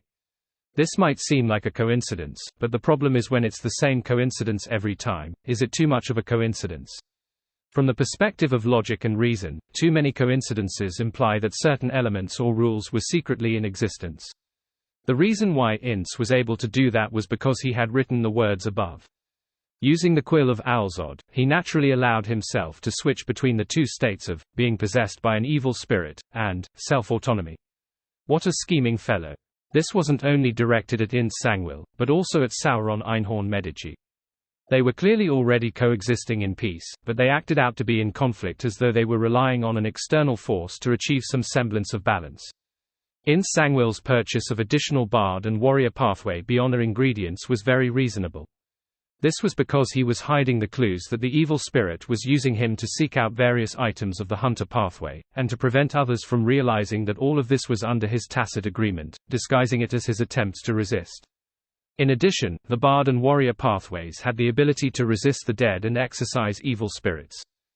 As long as a clever person were to think it over carefully, they would undoubtedly notice this and verify that Ince Sangwil was being possessed. After numerous provocations, the Iron and Blood Cross Order's Tony Down finally locked onto Ince Sangwil and began pursuing him. During this process, this war bishop, who had made his goal to become a conqueror, showed off his powers without any restraint. When a storm happened to stop his pursuit, he appeared on a ship filled with ordinary people in an eye-catching manner before pulling out the fellow disguised as Ince Sangwil. This was a little coincidental, but it was nothing surprising. This was because the Iron and Blood Cross Order's belief is for the supernatural to be known to all, and to be placed above all ordinary people. And Tony Down's unbridled arrogance often used his own strength to shatter the doubts of others and had extremely great confidence. Therefore, the way he acted was without a problem. Likewise, he was overly confident, causing him to neglect the possibility that Ince Sangwil was also on the ship. This didn't match his intuition as a hunter, but in this world, anyone could make mistakes. When Ince Sangwil disembarked on Waypoint Island, he sensed someone observing him from a first-class cabin, but he didn't mind it. This was exactly the effect he wanted. It was the best development if someone among the passengers happened to know him. Yes, happened to. It was neither too early or too late. Before SOEST's Red Gloves took action, In Sangwil met with Hand of White Palenque Taciblius of the Numinous Episcopate's Artificial Death faction, hoping to obtain their help in exorcising the evil spirit. Traces of words scribbled away. The development of things became a little odd. Before having a sufficient amount of clues, Leonard Mitchell and Daley Simone of the SOEST's Red Gloves team seemed to come to a conclusion. It apparently came from a letter sent by Rionette Tinnicker. Where did the problem lie? In Sangwil was rather puzzled by this. From his point of view, unless one could directly capture Palenque Taciblius or other key personnel of the Numinous Episcopate, no one could come up with such a conclusion so quickly. This made his preparations a little hasty, but thankfully, this was an outcome he wanted. The Red Gloves team led by SOEST discovered In Sangwil's abnormalities from the feedback from various telegrams. Daley Simone used this opportunity to mention the assumption of an evil spirit's possession and had received a unanimous agreement. She claimed it to be a reasonable theory, but she was already in the know. She had learned it from Leonard Mitchell, who has a parasite, and Leonard Mitchell's information source came from a letter sent by Rionette Tinnicker. Who could be the one who mailed it? Meanwhile, Leonard Mitchell and Daley Simone had already suspected that the evil spirit possessing In Sangwil belongs to the Hunter pathway. But is this the truth to the matter? Will everything develop according to what Daley Simone, Leonard Mitchell, and SOEST's Red Gloves team have in mind? After the discussion with that person in the Cathedral of Serenity, the Cathedral of Serenity's high-ranking deacon, Ilya, believed Daley's theory and decided to use a Grade 1 Hunter pathway sealed artifact as bait, so as to allow In Sangwil to fall into a trap while the evil spirit was possessing him. To conceal this goal, she got SOEST's Red Gloves team to continue investigating the relevant clues. Unfortunately, their premise was wrong. Although In Sangwil was possessed by an evil spirit, his actions had never been effected. All he had done before was an act. It was done in accordance with Sauron Einhorn Medici's suggestions, with the aim to confuse the Church of Evernite and to make Ilya blindly attack. And a Red Angel evil spirit that was willing to help and cooperate was enough to change the battlefield situation. In Sangwil's true motive for coming to the southern continent is, hunt the high-ranking deacon, Ilya, of the Church of Evernite. It was for his advancement preparations by obtaining her beyond a characteristic. He wanted to prove to everyone that the Church of Evernite had made a foolish mistake to abandon him back then. Of course, before beginning this operation, In Sangwil had to first satisfy Sauron Einhorn Medici's thirst for mid and high sequence beyond a characteristics of the Hunter pathway. To keep it a secret, he didn't plan on hunting locally, and he had prepared to do it further away. When the evil spirit's undying nature, Red Angel's level, and the uniqueness of a gatekeeper combined, In Sangwil possessed the relatively high sequence ability of spirit world traversal, of the death pathway. He was able to head to remote areas and return in short periods of time. He had deliberately kept this under wraps before. After satisfying Sauron Einhorn Medici, In Sangwil decided to first kill Daley Simone and Leonard Mitchell and pretend to vaguely sense the Church of Evernite's trap. He would forcefully counterattack, only to lose his rationality and head for the trap. He didn't plan on leaving any unstable elements. All Avengers that survived Tingen had to die. The notebook flipped to an empty spot as a pale white hand grabbed a quill and added the words, "Today, everything will go smoothly. West Balam, Northern State, Kukawa City. You aren't done with your investigations?" Anderson asked in boredom as he walked beside Danitz. "Soon," Danitz replied as he found it a little difficult to focus. "Do you have something to do?" At this moment, Anderson took out a map and a stack of information. He said with a chuckle, "I've already figured out the rough location of an ancient mausoleum. Based on the traditions of East and West Balam, there's definitely plenty of treasure in it. Here, death doesn't mean an end but a new beginning. That's why they have tons of burial items." Danitz was taken aback as he asked in surprise, "I thought you aren't proficient in Deutonese. How did he gather the information?" Anderson chuckled and raised his black-gloved left palm. He spread his fingers and said, "I don't, but I can temporarily steal their language until I finish finding the information. I knew a fellow like you will have some tricks up his sleeves." Danitz said with gritted teeth as he pointed to the main street beside the square. "Goodbye." Anderson didn't stop him as he smilingly watched him walk away with large strides. At this moment, the two simultaneously noticed a figure walking over. The figure held a classic quill and wore a black clergyman's robe. He had dark blonde hair with facial features akin to a classic sculpture. One of his eyes was so blue that it was nearly black, and the other was filled with small but obvious blood vessels. He was approaching Anderson and Danitz. Anderson didn't know the middle-aged man, but his body couldn't help but tremble as though he was facing his nemesis. Warning signs of danger flashed in his mind as his pupils rapidly dilated. Suddenly, he heard a warm voice by his ears. "Don't be nervous." "Who?" Anderson blankly turned his head and saw a figure strangely appear beside him despite there not being anyone there in the first place. This figure had apparently been there all this time, but he had always been ignored. He wore a strangely simple white robe. He had a pale gold beard that covered half his face. His light-colored eyes were clear like a child's. He had a genial and reserved look. Looking at the quill in Sangwill's hand, this middle-aged man who was dressed like an ordinary priest half closed his eyes, raised his right hand, and gestured 4 points before him. Hanging there was a silver cross.